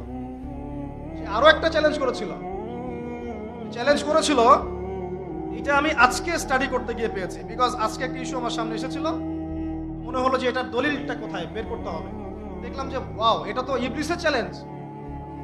এখনকার যে প্রবলেমসগুলো আপনি ফেস করছেন, জিনার প্রবলেম, প্রিমিক্সিং এর প্রবলেম, তারপরে এই যে ব্যভিচারের প্রবলেম, অশ্লীলতার প্রবলেম, ইভেন ট্রান্সজেন্ডারের প্রবলেম, ট্রান্সজেন্ডারের প্রবলেম, সমকামিতার প্রবলেম, এগুলো ইবলিসের চ্যালেঞ্জ ছিল। সুবহানাল্লাহ, এগুলো ইবলিস আল্লাহর সাথে চ্যালেঞ্জ করেছিল যে আমি আদম সন্তানকে এইভাবে পথভ্রষ্ট করব। কি বলেছে জানেন? সূরা নিসার 119 নম্বর আয়াতে ইবলিস এই চ্যালেঞ্জটা করেছে, ওয়ালা উদিল্লান্নাহুম, শুধু তাই নয়, আমি আদম সন্তানদেরকে অবশ্যই পথভ্রষ্ট করব। এক, ওয়ালা উমান্নিয়ান্নাহুম, আমি অবশ্যই আদম সন্তানদেরকে মিথ্যা আশ্বাস দিব, মিথ্যা আশ্বাস দিব। ওয়ালা আমুরান্নাহুম, আমি আদম সন্তানকে আদেশ করব, ফালাইউবাত্তিকুন্না আযানাল আনআম, তারা পশুর কানগুলোর মধ্যে ছিদ্র করা শুরু করবে। আরো আছে, ওয়ালা আমুরান্নাহুম, আমি তাদেরকে আরো আদেশ করব, ফালাইয়ুগাইয়িরুন্না খালকাল্লাহ, এটাই হচ্ছে কথা। ফালাইয়ুগাইয়িরুন্না খালকাল্লাহ, আমি আদম সন্তানদেরকে আদেশ করব তারা যেন আল্লাহর সৃষ্টিকে বিকৃত করে, তারা যেন আল্লাহর সৃষ্টিকে বিকৃত করে। আব্দুল্লাহ বিন মাসউদ রাদিয়াল্লাহু আনহু এই আয়াতের আলোকে বলছেন যে মেয়েরা রূপ লাগ করে, এরাও তার অন্তর্ভুক্ত। যে মেয়েরা বা ছেলেরা হাতে ট্যাটু আঁকে, তারাও এর অন্তর্ভুক্ত। যারা দাঁত শান করে, নর্মাল আল্লাহ পাক স্বাভাবিক যা দিয়েছেন এটাকে শান করে, শানিত করে, ধারালো করার চেষ্টা করে, এরাও তার অন্তর্ভুক্ত। তাহলে যারা নিজেদের লিঙ্গ কেটে ছেলে থেকে মেয়ে হচ্ছে, এরা কাদের অন্তর্ভুক্ত? এরা কাদের অন্তর্ভুক্ত? এটাকে আমরা প্রমোট করতেছি। কিভাবে এরকম একটা মানুষ আমাদের এমপি মন্ত্রীর সাথে দেখা করতে পারে, সুসংবাদ দিতে পারে? কিভাবে তারা ইন্সপিরেশন পায়? কোত্থেকে ইন্সপিরেশন পায়? এটা একটা ছেলে, বাহ্যিকভাবে ছেলে, মানসিকভাবে মেয়ে। মনে রাখবেন, ট্রান্সজেন্ডার প্রবলেম আর হিজড়ার সমস্যা এক নয়। হিজড়ার সমস্যাটা জন্মগত সমস্যা, এটার বিধান ইসলামে আছে, কোরআন সুন্নাহ এটার বিধান আছে। আয়েশা রাদিয়াল্লাহু আনহার কাছেও একজন হিজড়া এসেছিল। নবী সাল্লাল্লাহু আলাইহি ওয়াসাল্লাম তাকে বলেছিলেন যে তার মধ্যে যদি পুরুষের স্বভাব বেশি থেকে থাকে, তাহলে তার কাছ থেকেও আমাদেরকে পর্দা করতে হবে। বুঝতে পারছেন? তার মধ্যে যদি পুরুষের স্বভাব বেশি থাকে, তাহলে মেয়েরা তার থেকে পর্দা করতে হবে। এমন ভাবার সুযোগ নাই যে সে তো তৃতীয় লিঙ্গের মানুষ, পর্দার দরকার নাই। হিজড়ার প্রবলেমটা ইসলামে আছে, সলিউশন ইসলামে আছে। এটা কি সমস্যা? ট্রান্সজেন্ডার সমস্যা। সে বলছে আমি ফিজিক্যালি মেল কিন্তু মেন্টালি ফিমেল। তাহলে একটা মানুষের যদি ফিজিক্যাল স্ট্রাকচার পুরুষের হয় আর মানসিকতা যদি মেয়েদের হয়, তাহলে চিকিৎসা তো করতে হবে মানসিক অবস্থা, মানসিক ট্রিটমেন্ট দিয়ে তাকে পুরুষ বানাতে হবে। এটা হলো ইসলামিক ট্রিটমেন্ট। আর আপনি এখানে এরা কি করছে? বাহ্যিকভাবে পুরুষাঙ্গ কেটে ফেলে, পুরুষের যে অন্ডকোষ সেটা সব কেটে ফেলে সে ওইখানে সার্জারি করে মেয়ে হচ্ছে, এবং বুকের মধ্যে, স্তনের মধ্যে সার্জারি করে মেয়ে হচ্ছে। এটা হলো ট্রান্সজেন্ডার। বলে আমুরান্নাহুম ফালাইয়ুগাইয়িরুন্না খালকাল্লাহ, তারা আল্লাহ পাকের সৃষ্টিকে বিকৃত করবে। এই যে শয়তান চ্যালেঞ্জ করেছে, এখন দেখেন ওই যুগ চলছে, ওই যুগে আমরা চলে আসছি। শয়তান চ্যালেঞ্জ করেছিল সামন থেকে আসবো। সামন থেকে আসবো মানে কি? স্পষ্ট কুফর শিরক এগুলো নিয়ে আসবে, চিনতে পারবেন না স্পষ্ট কুফর শিরক। পিছন থেকে আসবো মানে কি? এমন চিনতে পারবেন না কোনটা সত্য কোনটা মিথ্যা। ডান দিক থেকে আসবো মানে কি? আপনাকে দুনিয়া নিয়ে আসবে, দুনিয়ার চিন্তা পেরেশানি দিয়ে দিবে। বাম দিক থেকে আসবো মানে কি? পরকালের ফিকির আপনাকে বিভ্রান্ত করে রেখে দিবে, নেক্সট স্রোতে ধোকা খাওয়াই দিবে। এখানে বলছে আমি অবশ্যই পথভ্রষ্ট করব। এরা পশুর কান ছিদ্র করবে এবং আল্লাহর সৃষ্টিকে তারা বিকৃত করবে। আব্দুল্লাহ বিন মাসউদ রাদিয়াল্লাহু আনহুর যুগে তো এরকম জেনারেশন ছিল না, তাই তিনি ওই কথাটা বলতে পারেন নাই। তখন তিনি বলেছেন রূপ লাগ করলেও এর অন্তর্ভুক্ত হবে, দাঁত শান করে উপরে ফেললে অন্তর্ভুক্ত হবে, ট্যাটু আঁকলে অন্তর্ভুক্ত হবে। আল্লাহ পাক স্বাভাবিক যা দিয়েছেন তার থেকে যদি অস্বাভাবিক পরিবর্তন করতে চায় সৃষ্টিকে, তাহলে এর অন্তর্ভুক্ত হবে। তবে যেসব ক্ষেত্রে ইসলাম অনুমোদন দিয়েছে ওই ক্ষেত্র জায়েজ। যেমন যে ছাগলকে অনেক সময় খাসি করা হয়, এগুলো সাহাবীদের যুগেও ছিল, এগুলো করাও হয়েছে, অনুমোদনও আছে ইসলামে, চাইলে করতে পারে। একটা আদম সন্তানের আকৃতিকে এভাবে আপনি পরিবর্তন করে দিবেন, এটাকে উৎসাহিত করে দিবেন, এটা নিয়ে বই লেখা হবে, প্রমোট করা হবে। সুবহানাল্লাহ, আমরা কোন যুগে চলে আসলাম? আমরা দেখতে দেখতে কোন যুগে চলে আসলাম? আজকে থেকে 30 বছর আগেও একটা ছেলে যদি একটা ছেলের দিকে আকর্ষিত হতো, এটাকে মানসিক রোগ বলা হতো। এখন এটাকে জায়েজ করে দেওয়া হচ্ছে। দেখা যায় প্রতি 100 জনের মধ্যে 5 জন 6 জন দেখা যায় সমকামী। ফেসবুক এগুলো ঘাটাঘাটি করলে চোখ কপালে উঠে যায়। আগে যেমন পতিতালয়ের জন্য এই ছেলে পেলেগুলো কিছু পাগল ছিল, ওখানে গিয়ে রাত কাটাতো। তারপরে ওদেরকে বাসায় নিয়ে আসা শুরু হলো। মানে একটা ছেলে একটা মেয়েকে ভাড়া করে বাসায় নিয়ে আসতো, রাত কাটাতো। এটাও তো একটা নোংরা যুগ ছিল কয়েকদিন আগেই। এখন কি হয় জানেন, একটা ছেলে আর একটা ছেলেকে ভাড়া করে বাসায় নিয়ে যায়। আল্লাহ পাকের গজব, আল্লাহ পাকের গজব টেনে নিয়ে আসতেছেন আপনারা। আল্লাহ পাকের গজবটা জোর করে টেনে নিয়ে আসতেছেন। আল্লাহ পাক গজব দিতে চাচ্ছিলেন না আপনাদের উপরে, এবার দিবেন ইনশাআল্লাহ। জোর করে আল্লাহর গজব টেনে আনতেছেন। আমি জেনারেশনের অধঃপতনের স্তরগুলো আপনাকে দেখাতে পারবো। আগে চিঠি লিখতো গোপনে গোপনে, লজ্জা শরম হায়া ছিল, রিকশায় করে যাওয়া যাবে না, কেউ দেখে ফেললে সমস্যা হবে। তারপরে এমন জেনারেশন আসলো সবকিছু ওপেন। ওদের আলাপই শুরু হয় হ্যান্ডশেক থেকে, এবং 7 দিনের মধ্যে বেড়ে যাওয়া শেষ। এরপর চেঞ্জ করতে থাকে একটার পর একটা। তারপর চলে আসলো সিরিয়ালের যুগ। সিরিয়াল এসে শেখালো বাসায় স্বামী থাকলেও যথেষ্ট না, বাইরে একটা স্বামী লাগবে। বাসায় মেয়ে থাকলে যথেষ্ট না, আরেকটা বউ বাইরে লাগবে। এটা শুরু হলো, এটা চলতে শুরু করলো, এখন এটা কমন হয়ে গেল। নবী করিম সাল্লাল্লাহু আলাইহি ওয়াসাল্লাম বলেছেন, আল্লাহর পরে যদি আমি কাউকে সিজদা করার আদেশ করতাম, আমি মেয়েদেরকে বলতাম তারা যেন স্বামীদেরকে সিজদা করে। এখন তো আপনারা সব তসলিমা নাসরিনের ফ্যান হয়ে বসে আছে। ওরা আপনাদেরকে ব্রেইন ওয়াশ করে দিয়েছে। সব ক্ষেত্রে সমান অধিকারের কথা আপনাকে কে বলেছে? কোন ক্ষেত্রে আপনাকে অগ্রাধিকার দেওয়া হয়েছে। আপনি খুঁজছেন সমান অধিকার, ইসলাম দিয়েছে অগ্রাধিকার। কত বোকা আপনি! কমন সেন্স নাই, ননসেন্স। বাসায় ঘরে ঘরে প্রবলেমস গুলো চলতেছে, ঘরে ঘরে। কেন এত বেসবর? কেন এত আনুগত্যহীনতা? কেন?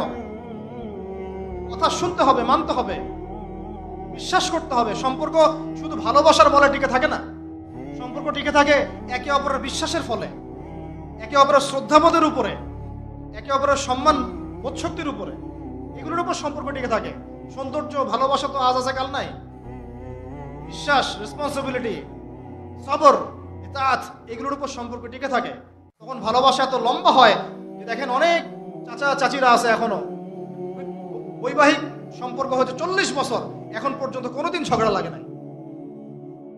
এমনকি ওই চাচিকে আপনি বলেন যে বাসার থেকে অন্য জায়গায় থাকতে, ও স্বামী মরে গেলেও ওই স্বামীর ভিটা ছাড়তে রাজি না, যে না আমি আমার এই স্বামীর ভিটা ছাড়তে রাজি নই। এই তো 40 বছর আগে জেনারেশনটাকে আপনি দেখেন, আর এখনকার মেয়েদের জেনারেশনটাকে আপনি দেখেন। কিসের সেকুলার ঘরের মেয়ে আর কিসের মাদ্রাসার মেয়ে, সবই একই অবস্থা। ইল্লা মাশাআল্লাহ, ইল্লা মাশাআল্লাহ। এখন এগুলোর ফলশ্রুতিতে যখন দেখা যাবে যে কনফ্লিক্ট তৈরি হচ্ছে, তখন আবার দেখা যাবে কি আইন কানুন সমাজ পরিবেশ সব মেয়েদের পক্ষে। দিন শেষে আপনি দোষী হয়ে যাবেন, দিন শেষে দোষটা আপনার ঘাড়ে এসে পড়বে। সমস্যা ক্রিয়েট হতে হতে হতে হতে এমন একটা জায়গায় যাবে, তখন আপনি রিয়াক্ট না করে থাকতে পারবেন না। তখন যদি আপনি কোনো রিয়াক্ট করে ফেলেন, সব দোষটা তখন আপনার ঘাড়ে গিয়ে পড়বে। এভাবে আস্তে আস্তে পরিবারগুলো ভেঙে যাচ্ছে। ভালো লাগছে না, আল্লাহ পাকের নেয়ামত ভালো লাগছে না। আর যারা দিনদার, যে স্বামীরা দিনদার, পরহেজগার, মুত্তাকি এবং দ্বীনের পথের পথিক, তাদের জন্য স্ত্রীদের ভূমিকা কেমন হওয়া উচিত?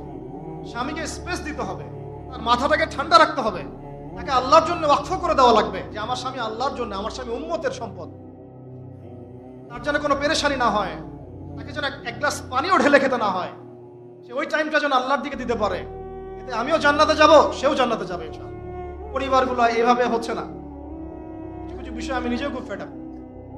আবার অনেক সময় আমরা যারা আছি, আমরা আবার স্ত্রীদের উপর অনেক বেশি কঠোর হয়ে যাই। এত বেশি কঠোরতা দিয়েও আসলে পরিবারকে শক্ত করা যাবে না। নরম হতে হবে, সবর করতে হবে, ধৈর্য ধরতে হবে। তবে সবকিছুর একটা সীমা আছে। ওই সীমা অতিক্রম করে গেলে তখন কি আর করার? তখন আসহাবুল কাহফ হয়ে যেতে হবে। আসহাবুল কাহফ, নিজের কবরের ফিকে নিজে করি, নিজের পথ নিজে বুঝি, কিছু করার নাই তো। এই যে আল্লাহর সৃষ্টিকে বিকৃত করা, এই যে আমি আপনাকে জেনারেশনের ক্রমবর্ধমান অধঃপতন দেখাচ্ছিলাম। ওই সময় ছিল এরকম, তারপরে আসতেছে না, তারপরে ব্যভিচারের যুগ, তারপরে পারিবারিক ভাঙনের যুগ চলতেছিল, এরপরে আসলো সমকামিতার যুগ। সমকামিতা আস্তে আস্তে ওপেন হতে হতে নতুন শব্দ নিয়ে আসছেন ট্রান্সজেন্ডার। মানে এখন ভিতর থেকে নাকি সে ছেলে, বাহির থেকে মেয়ে, বাহির থেকে ছেলে, ভিতর থেকে মেয়ে। মানে বাহির থেকে ছেলে, ভিতর থেকে মেয়ে, আবার ভিতর থেকে ছেলে, বাহির থেকে মেয়ে। যদি এমনই হয় তাহলে সমস্যাটা কি শারীরিক না মানসিক? আমাকে বলেন। এই সমস্যাটা কি শারীরিক সমস্যা না মানসিক? ওর জন্য মানসিক হাসপাতাল খোলেন, ওর জন্য ওকে পাবনায় পাঠান অথবা অন্য কোনো জায়গায় পাঠান, চিকিৎসা করতে হবে। মাথা থেকে সে মেয়ে, একটু বোঝেন, মাথা থেকে মেয়ে, বাহির থেকে ছেলে, সার্জারি করে সে মেয়ে হচ্ছে। মেয়ে হয়ে কার সাথে সে সেক্সুয়াল সম্পর্ক করবে? ছেলের সাথে না মেয়ের সাথে? ছেলের সাথে না মেয়ের সাথে? তাহলে আগে ছিল ছেলে, সার্জারি করে হলো মেয়ে, যৌন সম্পর্ক করবে কার সাথে? ছেলের সাথে। তার মানে সে ছেলে ছিল, ছেলের সাথেই যৌন সম্পর্ক করছে। এই আদতে একটা সমকামী। এটা ট্রান্সজেন্ডারশিপ নয়, এটা একটা সমকামিতাই। শুধু একটা ঘুরিয়ে খেলেন আপনি, সুদকে সরাসরি খাবার ঘুরিয়ে খাওয়ার মতো। একটা ছেলে, একজন মনে করেন যে মেয়ে, ফিজিক্যালি মেয়ে, মানসিকভাবে ছেলে, সার্জারি করে এখন সে ছেলে হতে চাচ্ছে। এ যৌন সম্পর্ক করবে কার সাথে? মেয়ের সাথে। তাহলে সৃষ্টিগতভাবে ছিল মেয়ে, যৌন সম্পর্ক করছে এখন মেয়ের সাথে, সেও একটা সমকামী। তাহলে আদতে এইসব নামগুলো দিয়ে আমরা সমকামিতা প্রমোট করলাম। সমকামিতা সম্পর্কে এই যে আল্লাহ পাকের কালাম আল কুরআনুল কারীমের মধ্যে এমন ভয়াবহ শাস্তির কথা আছে যেটা অন্য কোনো পাপের কারণে হয় না। আল্লাহ পাক বলেছেন, হে লূত, তোমার কওম এমন পাপ করছে, এই পাপ এই মহাবিশ্বে কেউ কোনোদিন করে নাই। ওই যে প্রথম তাগুদের গোড়া পশ্চিমারা এটা সুন্দর করে ভিডিও করে ইন্ডাস্ট্রি খুলে নায়ক নায়িকা ওদের রেডিমেড ভাড়া করা থাকে, পর্ন স্টারগুলা, এরা সমকামী। এই সমকামিতার ভিডিওগুলো সারা বিশ্বে ছড়িয়ে দিয়ে মানুষের মগজগুলো আস্তে আস্তে ওইদিকে নিয়ে গেল। কেউ জানতোই না যেগুলো বলে কিছু আছে। এটা ইন্ডাস্ট্রি, একটা ফিল্ম ইন্ডাস্ট্রির মতো, এটা একটা ইন্ডাস্ট্রি। নায়ক নায়িকা থাকে, ওরা ওদের নায়ক নায়িকা টাকা দিয়ে ভাড়া করা হয়, ওরা এদেরকে দিয়ে এই কাজগুলো তারা করে।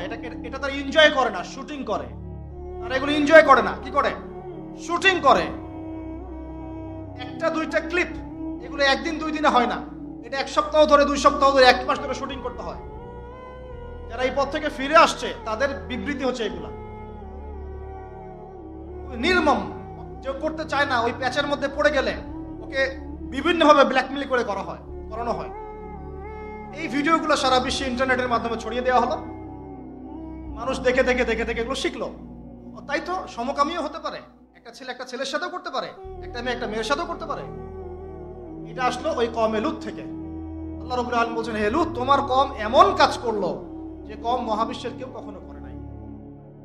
আল্লাহ পাক তাকে দাওয়াত দেওয়ার আদেশ করলেন, তিনি দাওয়াতি কাজ করতেই থাকলেন। তারা তো শুনলই না, বরং বলল, আচ্ছা তুমি নিজেকে খুব পবিত্র রাখতে চাও, এই গ্রাম থেকে তুমি বের হয়ে যাও। লূত আলাইহিস সালাম বের হয়ে গেলেন, তার স্ত্রী তার কথা শুনলো না। আল্লাহ পাক বললেন, তা তোমার স্ত্রী এই জালেমদের অন্তর্ভুক্ত হয়ে যাবে, তুমি নিজে এখান থেকে বের হয়ে যাও। লূত আলাইহিস সালাম বের হয়ে গেলেন। আল্লাহ রাব্বুল আলামিন 2 জন ফেরেশতাকে পাঠালেন, একজন জিবরাইল আলাইহিস সালাম, একজন মিকাইল আলাইহিস সালাম, সুন্দর বালকের রূপে।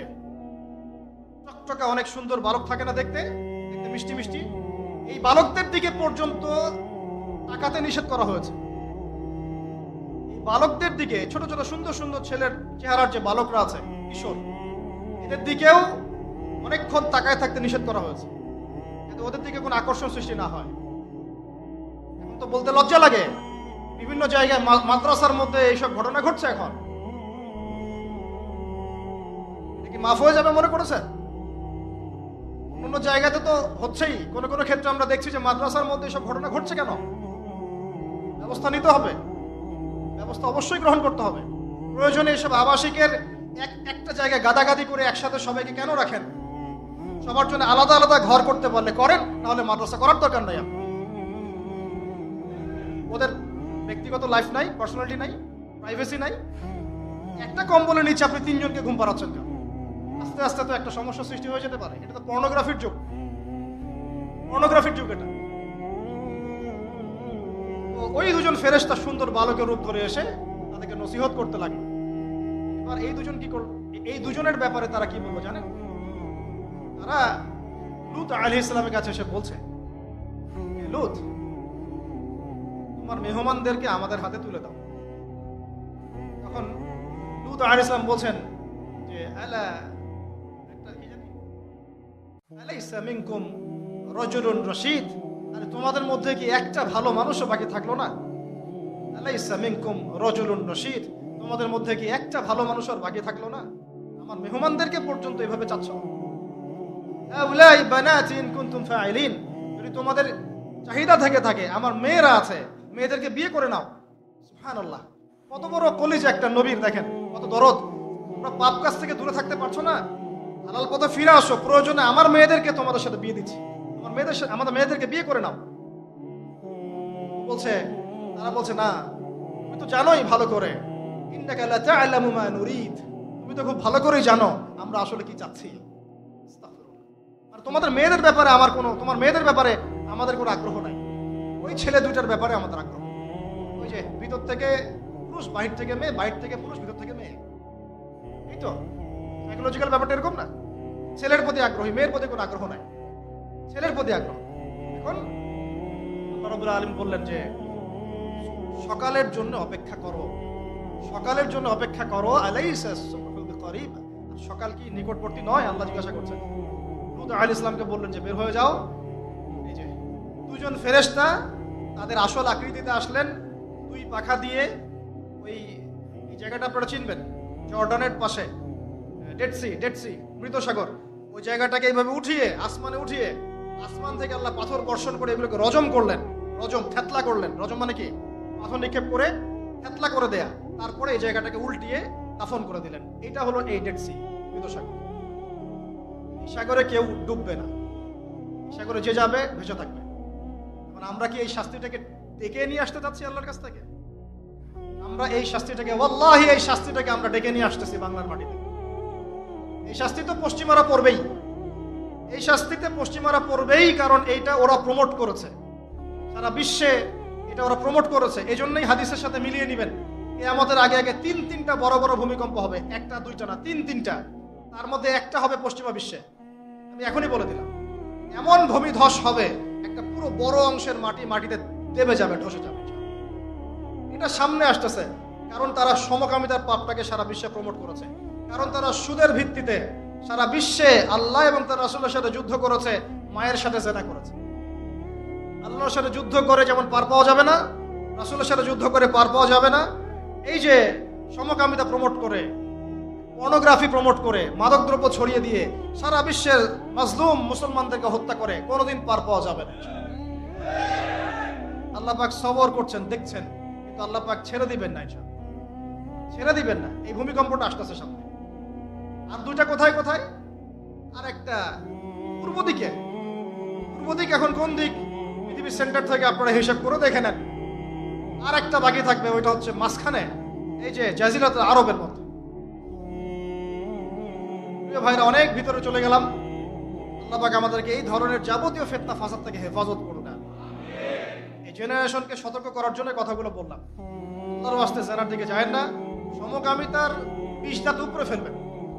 যদি এরকম কাউকে মনে হয়, ওকে চিকিৎসা করাবেন, চিকিৎসার দরকার, মানসিক চিকিৎসার দরকার। নিশ্চয়ই ওর ভিতরে কোনো না কোনো মানসিক রোগ আছে। আর এ ধরনের ডিভাইস অ্যাডিকশন থেকে আপনারা দূরে থাকবেন, ভালো কাজে সময় ব্যয় করবেন, ভালো মানুষদের সাথে থাকবেন, নিজেকে ব্যস্ত রাখবেন, অলওয়েজ নিজেকে ব্যস্ত রাখবেন দিনই কাজে। মানে একটা ঘন্টা আপনার অপচয় না হয়। 1 ঘন্টা সময় পেয়েছেন, আপনি বই নিয়ে পড়তে বসে যান। অনলাইনে যদি যেতে হয়, ভালো কিছু সার্চ করেন, ভালো করে রিসার্চ করেন, টাইমটা কাজে লাগান। অলস বসে থাকবেন, দুনিয়ার শয়তানি মাথা চাপ। এটা আমাদের জেনারেশনকে শেষ করে ফেলছে। প্রিয় ভাইরা, জাহেলিয়াত থেকে এতদূর পর্যন্ত এসেছি, এখন আমি আস্তে আস্তে খালি শেষ করে দিব, জাস্ট পয়েন্টগুলো মিলিয়ে নেন। ওই শিরক এখনকার বিশ্বে আছে কি নাই বলেন? আমি একটা করে বলছিলাম যে আপনার এডুকেশন, আপনার ইকোনমি, আপনার পলিটিক্স, ওয়ার্ল্ড অ্যাফেয়ার্স এবং সংস্কৃতি, প্রত্যেকটা সেক্টরেই সেই শিরক এখনো বিরাজমান আছে। কোনো ক্ষেত্রে ধর্মের মধ্যেও সেই শিরকটা বিরাজমান আছে। অনেক মুসলমান কবর পূজা করে, অনেকে মাজার পূজা করে, অনেকে দেখা যায় যে তাকদীরকে অস্বীকার করে। অনেক মুসলমান আছে আল্লাহর হালালকে হারাম করে নিচ্ছেন, হারামকে হালাল করে নিচ্ছেন। টিয়া পাখি দিয়ে ভাগ্য পরীক্ষা করেন। আংটি পরেছেন একটা, মনে করেন যে এটার মধ্য দিয়ে আমার রোগ ভালো হয়ে যাবে। এই একটা বালা পরেছেন, ভয়ে ভয়ে খোলেন না, কেন? খুললে পরে যদি আমার কোনো অকল্যাণ হয়। এটা শিরক, ঠিক না এগুলা? এই যে টিয়া পাখি কিছু উদ্বোধন করতে চান, পায়রা উড়াই দিচ্ছেন, শুভ, ওর মধ্যে কিছু শুভ, ওটা কি শুভের লক্ষণ? আপনি জন্মদিন পালন করেন, বলেন শুভ জন্মদিন, কে কে জানে ওই দিনটা আপনার জন্য শুভ না অশুভ? এরকম হাজার হাজার শিরক আছে, আমি বলতে গেলে অনেক সময় চলে যাবে। ওইদিকে বাদ দেন, প্রত্যেকটা ডিপার্টমেন্টে শিরক আছে। কিতাবুত তাওহীদ বইটা পড়ে নিয়ে, কোন কিতাব? কিতাবুত তাওহীদ।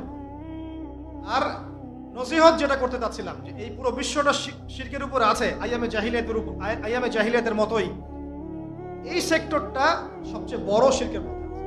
কোন সেক্টরটা? এই যে এখন যেটা বলছি, আল্লাহ পাক আদম আলাইহিস সালামকে কি বলেছিলেন ভাই? ভুলে গেছেন? খলিফা। কি বলেছিলেন? খলিফা।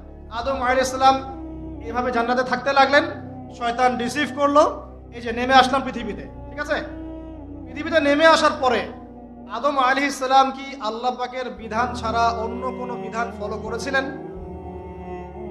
কথা এবার বুঝেন। আদম আলাইহিস সালামকে আল্লাহ কি বলেছেন? বলেন। খলিফা। কি শব্দ? খলিফা। তিনি এখন পৃথিবীতে আসলেন কিভাবে? ওই যে জান্নাতে রাখলেন, ফল ভক্ষণ করে ফেললেন, ইবলিস সিজদা করলো না, বল চ্যালেঞ্জ করলো, আস্তে আস্তে ফল খেয়ে ফেললেন একদিন, বাস আল্লাহ পাক আর জান্নাতে রাখলেন না, যাও পৃথিবীতে চলে যাও। তওবা করলেন, রব্বানা যালামনা আনফুসানা ওয়া ইল্লাম তাগফির লানা ওয়া তারহামনা লানাকুনান্না মিনাল খাসিরিন, আল্লাহ মাফ করে দিলেন। কিন্তু জান্নাতে থাকা হলো না, এবার পৃথিবীতে থাকো। পৃথিবীতে তিনি থাকা অবস্থায় কি আল্লাহর সাথে শিরক করেছিলেন? আল্লাহর বিধান বাদ দিয়ে অন্য কোনো বিধান মেনেছিলেন? আল্লাহর বিধান বাদ দিয়ে অন্য কোনো বিধান দিয়ে তিনি কি তার পরিবার সমাজ পরিচালনা করেছিলেন? মানে আল্লাহর খলিফার কাজ কি? আল্লাহর বিধান দিয়ে নিজেকে, নিজের পরিবারকে, নিজের সমাজকে, নিজের আওতাভুক্ত যারা তাদেরকে পরিচালিত করা। আমি কি বুঝাতে পারছি? আল্লাহর খলিফার কাজ কি? আমার সাথে বলেন। আল্লাহর বিধান দিয়ে নিজে চলা, নিজের পরিবারকে চালানো, নিজের সমাজকে চালানো। এটা কার কাজ? আল্লাহর খলিফার কাজ।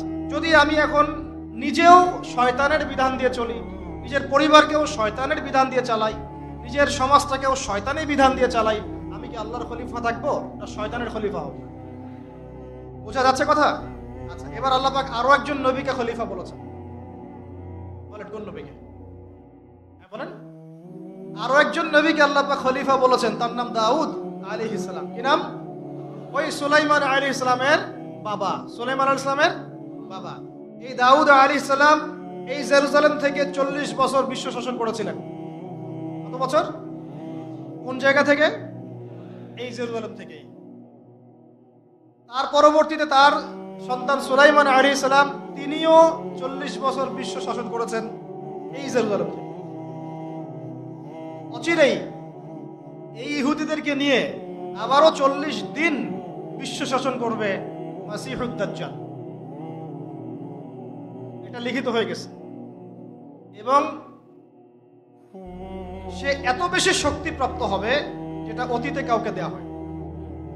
মানে ওই সুলাইমান আলাইহিস সালামের সময়ে যেভাবে এই জিউসরা, বনু ইসরাইল এই পুরো বিশ্ব শাসন করেছিল, মাসিহুদ দাজ্জালকে নিয়ে ইহুদিরা বিশ্ব শাসন করবে।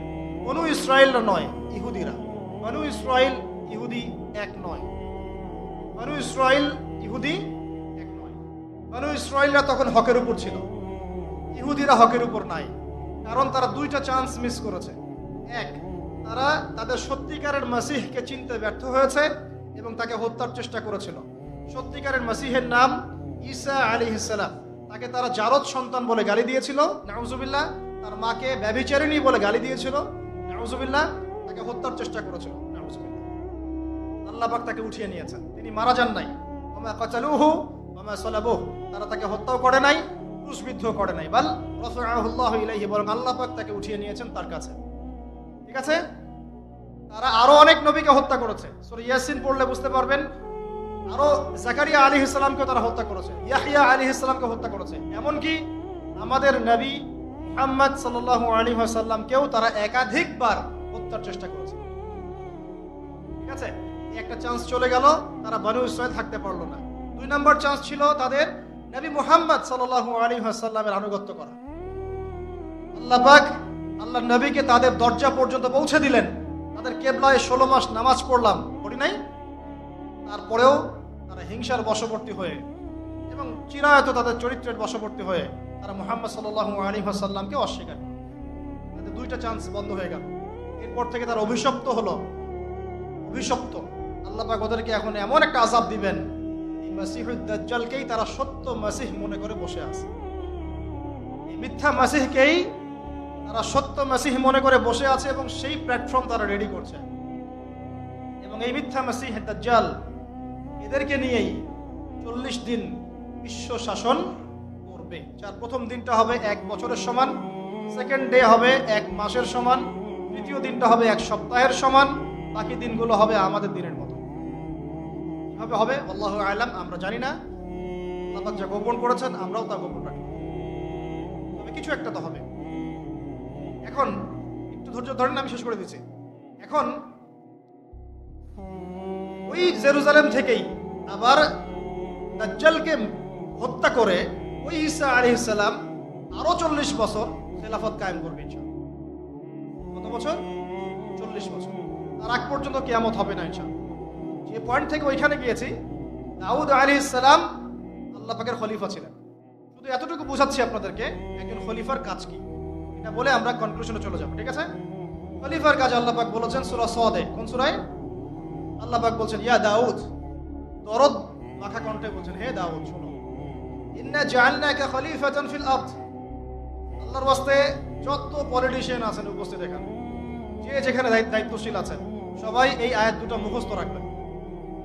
মানেন না মানেন, মানতে পারেন না পারেন, এটা আপনার হিসাব, আপনার কবর, আপনার হাসর, আপনার জান্নাত, আপনার জাহান্নাম, আমাদের সাথে কোনো সম্পর্ক নেই।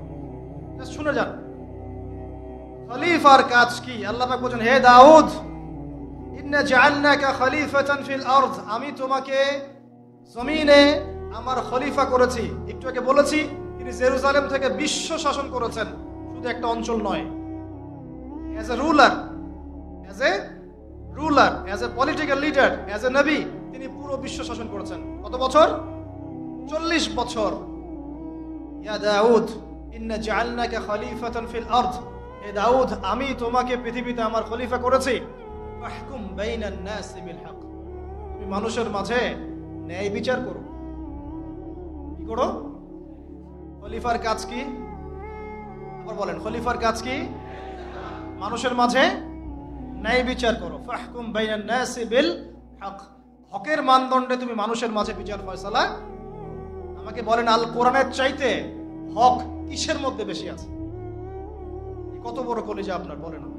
আল কোরআন এবং নবীর সুন্নতের বাইরে আর কোন উৎস আছে যেটাকে আমি হক বলতে পারি?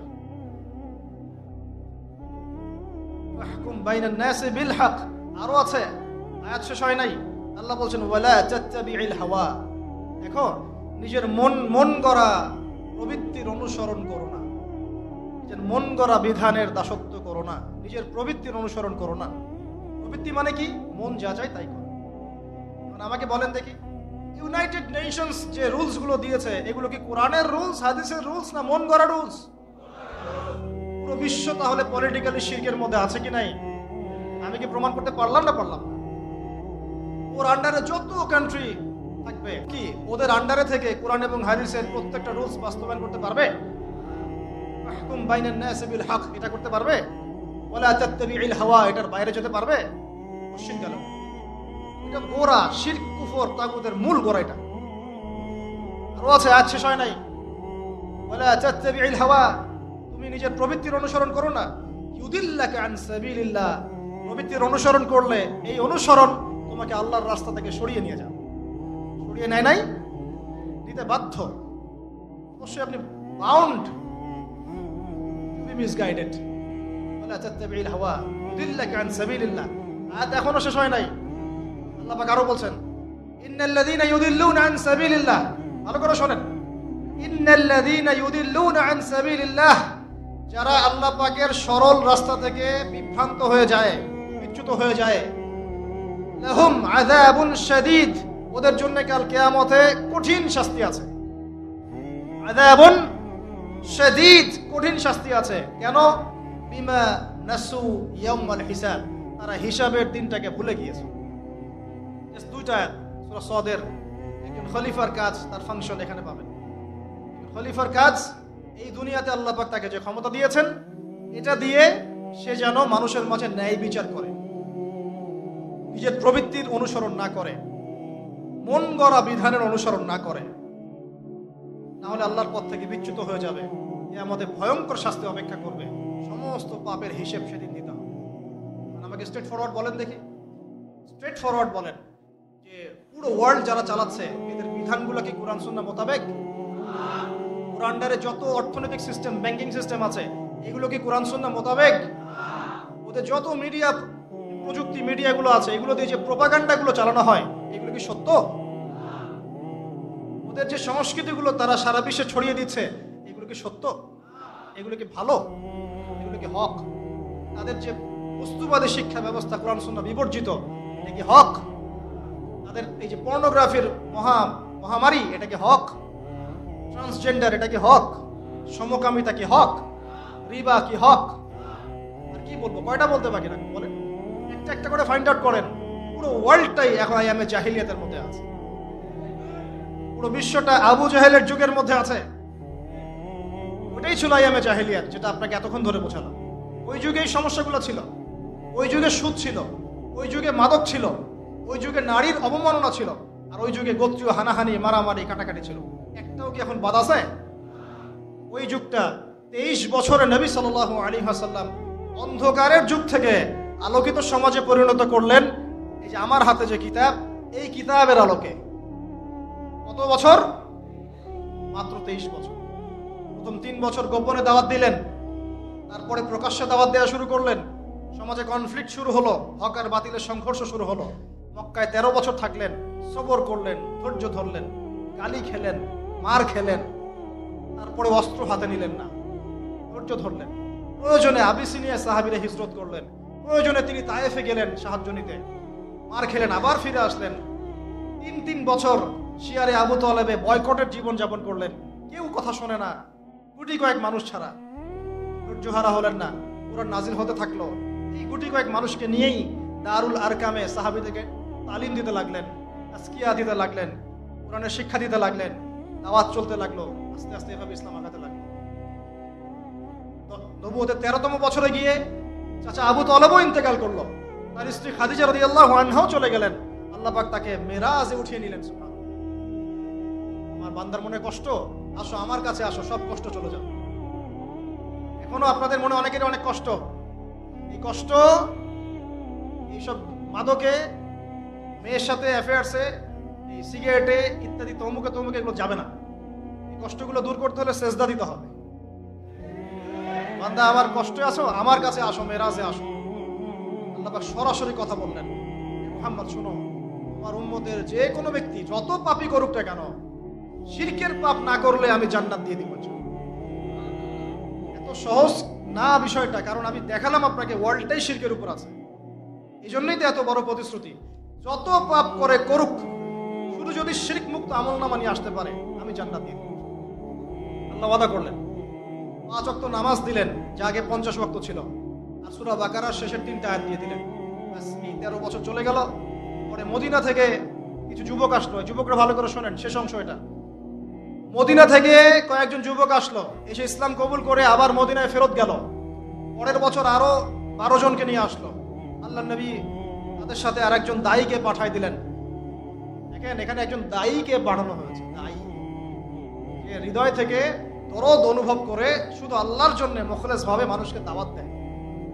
দায়ী, ইসলামের ইতিহাসের প্রথম দায়ী, তার নাম মুসআব বিন উমাইর রাদিয়াল্লাহু আনহু, যার মাকবারা, কবর আমরা দেখে আসছি। এই জীবন ছিল তার। তার যে পারফিউম ছিল, পারফিউম, এই পারফিউমটা এখন কোটি টাকা দাম হবে হয়তো। ইসলাম কবুল করার পরে উহুদের যুদ্ধে শহীদ হয়েছেন। দাফন করার জন্য কোনো কাফনের কাপড় পাওয়া যায় নাই, ঘাস দিয়ে দাফন করা হয়েছে, ঘাস দিয়ে। এই হলো জীবন। তিনি গেলেন মদিনায়, তার একক দাওয়াতে মদিনার 75টা বড় বড় পরিবার ইসলাম কবুল করলো। মাশাআল্লাহ। এইবার তারা এসে আল্লাহ নবীর হাতে বায়াত করলো। কি বায়াত? যে আমরা শিরক করব না, সন্তানদেরকে হত্যা করব না, চুরি করব না, জিনা করব না, সৎ কাজে আদেশ করব, অসৎ কাজে নিষেধ করব। আর ছিল কি? একে অপরকে মিথ্যা অপবাদ দিব না, এবং আপনি যখন হিজরত করে আমাদের কাছে আসবেন, আমরা আপনাকে আমাদের স্ত্রী সন্তানদেরকে যেমন নিরাপত্তা দিই তেমন নিরাপত্তা দিব। এবার আল্লাহ পাক বললেন যাও হিজরত। ব্যাস, এবার হিজরত হয়ে গেল। ব্যাস, মদিনায় গিয়ে ইসলামী রাষ্ট্র কায়েম হয়ে গেল। ওটা মক্কার মতো থাকলো না। ওখানে মসজিদ নববী হলো, মসজিদ নববী একটা মসজিদ ছিল না, একটা পার্লামেন্ট ছিল। ওখানে মদিনা সনদ হলো, এই আনসার মুহাজিরদের ভাই ভাই ভ্রাতৃত্বের বন্ধন হলো, সামরিক বাহিনী গড়ে উঠলো, অর্থনীতি সক্রিয় হলো, সচল হলো। মানে একটা স্টেট গঠন করতে যা যা লাগে সবকিছু মদিনায় হলো, মক্কায় সেটা হয় নাই। এরপর থেকে শুরু হলো এই যে গাজওয়া, সারিয়া, এগুলা সশস্ত্র যুদ্ধ, বদর, তারপরে উহুদ, তারপরে খান্দক, তারপরে যে হুদাইবিয়া, তারপরে খাইবার, মুতা, এইভাবে চলতে থাকলো। মাত্র 8 বছর, কত বছর? মাত্র 8 বছরে পুরো প্রেক্ষাপটটাই পরিবর্তন হয়ে গেল। ইসলাম যে গুটি কয়েক মানুষ দিয়ে শুরু হয়েছিল, এখন আর এই অবস্থা থাকলো না। হাজার হাজার হাজার হাজার মানুষের মধ্যে ইসলাম পৌঁছে গেল। বহু অঞ্চল বিজিত হলো। সাহাবীদের ব্যক্তিগত অবস্থা, সামাজিক অবস্থা, অর্থনৈতিক অবস্থা সব উন্নত হলো। ইসলাম একটা বিশ্ব শক্তি রূপে আত্মপ্রকাশ করলো। তারপরে মক্কা বিজয় হলো, পুরো আরবটা আমাদের দখলে চলে আসে। এইটুক জায়গায় সীমাবদ্ধ থাকে না ইসলাম। এরপরে আবু বকর সিদ্দিক ছিলেন আরো 2.5 বছর, ওমর ইবনে খাত্তাবের 10 বছর, ইসলাম আরো ছড়াতে লাগলো। তারপর উসমান রাদিয়াল্লাহু আনহুর প্রায় 12 বছর, আরো ছড়াতে লাগলো। একদম এদিকে মরক্কো থেকে নিয়ে পুরো চায়না পর্যন্ত, আন্দালুসিয়া থেকে নিয়ে একদম এই যে আফগান পর্যন্ত, ভারতের সিন্ধু পর্যন্ত পুরো জায়গাটাই মুসলমানদের করতলগত হয়ে গেল। কোন জেনারেশন আমরা? কাদেরকে এইসব বুঝাচ্ছি, কাদেরকে শিখাচ্ছি, কাদেরকে জানাচ্ছি? যারা এই ইতিহাসটাও অনেকেই জানেন। এই হিস্ট্রিটা আমাদের ছিল। এভাবে চলতে চলতে উমাইয়ারা আসলো, তারপরে প্রায় 100 বছর, এক্স্যাক্টলি 97 ইয়ার্স। আব্বাসীয়রা আসলো 550 বছর। আন্দালুসিয়াতে ছিল খেলাফা। তারপরে টার্কিশরা এসেছে, অটোম্যানরা, তার আগে ফাতিমিরা এসেছে, সেলজুকরা এসেছে, আইয়ুবিরা এসেছে, তারপরে জিঙ্গিরা এসেছে, মোগলরা এসেছে, আফগানরা এসেছে। এভাবে ইসলামের ঝান্ডা সবাই বহন করে করে বিশ্বে ইসলাম প্রতিষ্ঠা করেছে। আমরা কি উড়ে এসে জুড়ে বসছি নাকি? এখনকার নতজানু মনোভাব কেন? এখন প্রত্যেকটা মুসলমানের সাইকোলজিক্যালি নতজানু মনোভাব। মনে হয় যে আমরা এতিম, কেউ নাই। এই অবস্থা থেকে ইসলাম এই জায়গায় আসছে 1914 সাল পর্যন্ত। 1914 ফার্স্ট ওয়ার্ল্ড ওয়ারে এই জেরুজালেম যখন দখল হয়ে গেল ব্রিটেনের হাতে, বাস তখন থেকে ইহুদিরা ওটা ঢোকা শুরু করলো। আস্তে আস্তে আস্তে 1914 থেকে এখন কত বছর? অলমোস্ট 100 বছর। এই লাস্ট 100 বছরটা হচ্ছে আমাদের অধঃপতনের সময়। লাস্ট 100 বছরে আমরা ওই ল্যান্ডগুলো হারাই ফেলছি, খিলাফাও চলে গেছে, আর খলিফার ফাংশন তো জানার কথাই না। যেহেতু খিলাফাই নাই, খলিফা দিয়ে কি হবে? তাই না? খিলাফাই যেহেতু নাই, তাহলে খলিফা দিয়ে আর কি হবে? আমরা শেষ, রাষ্ট্রে রাষ্ট্রে ভাগ হয়ে গেলাম, শত শত। প্রত্যেকটা রাষ্ট্রের ভিতরে আবার ওই পশ্চিমা তন্ত্রমন্ত্র ঢুকে গেল। এখন সবাই ভাইয়ে ভাইয়ে লড়াই করছি, তাকে তাকে মজা নিচ্ছি। তারপর ধর্মের মধ্যে অনেক শিরক ঢুকে গেল, বেদাত ঢুকে গেল, ফেতকাবাজি ঢুকে গেল। একদম দলে দলে ভাগ হতে হতে হতে হতে শক্তি কমে গেল, হাওয়া বেরিয়ে যাবে। আল্লাহ সূরা আনফালে বলেছেন, ঐক্যবদ্ধ থাকো, তাহলে তোমাদের হাওয়া বেরিয়ে যাবে। ওই হাওয়া এখন বেরিয়ে গেছে। এখন পর্যন্ত এই অবস্থাতেও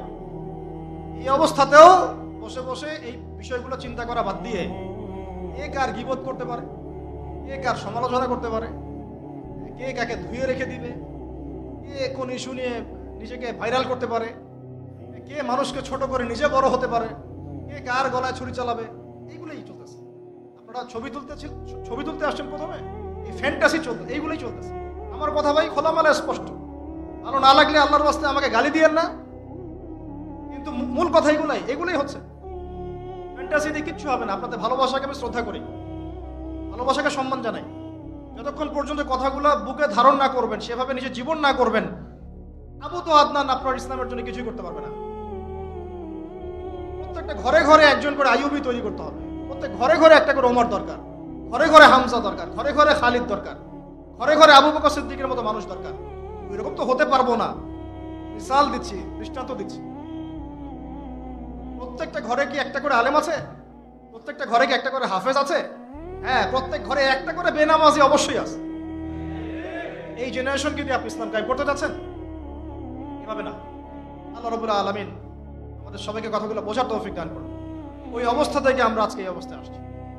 নৈতিকতার অধঃপতন হয়েছে, ধর্মীয় জ্ঞান অর্জনে আমরা অগ্রগামী হচ্ছি না, সুদ খাচ্ছি, মাদকদ্রব্যের সাথে সম্পৃক্ত হয়ে আছি, অনেকে ঘুষ খাচ্ছি, দুর্নীতি করছি, মনে করছি যে একটা হজ করে নেব, ব্যাস সব শেষ হয়ে যাবে। আল্লাহি এমনটা নয়। আল্লাহ পাক গফুর রহিম বটে, আল্লাহ পাক সব গুনাহ মাফ করে দিতে পারেন বটে, তবে একই সাথে আল্লাহ পাক শাদীদুল ইকাব বটে, আল্লাহ পাক কঠিন শাস্তি দাতাও বটে। এই আশা এবং ভয় এর মাঝখানে আমাদেরকে থাকতে হবে। আল্লাহ রাব্বুল আলামিন আমাদের সবাইকে পুরো বিশ্বটাকে বোঝার তৌফিক দান করুন, ফ্যান্টাসি বাদ দিয়ে মূল জায়গাগুলো বোঝার তৌফিক দান করুন। আল্লাহ পাক আমাদের সবাইকে দ্বীনি ইলম অর্জন করার তৌফিক দান করুন। প্রত্যেক ঘরে ঘরে একজন করে আলেম তৈরি করার তৌফিক দান করুন। প্রত্যেক ঘরে ঘরে একজন করে হাফেজ তৈরি করার তৌফিক দান করুন। প্রত্যেক ঘর থেকে মুসল্লিদেরকে আল্লাহ পাক মসজিদে নিয়ে আসুন।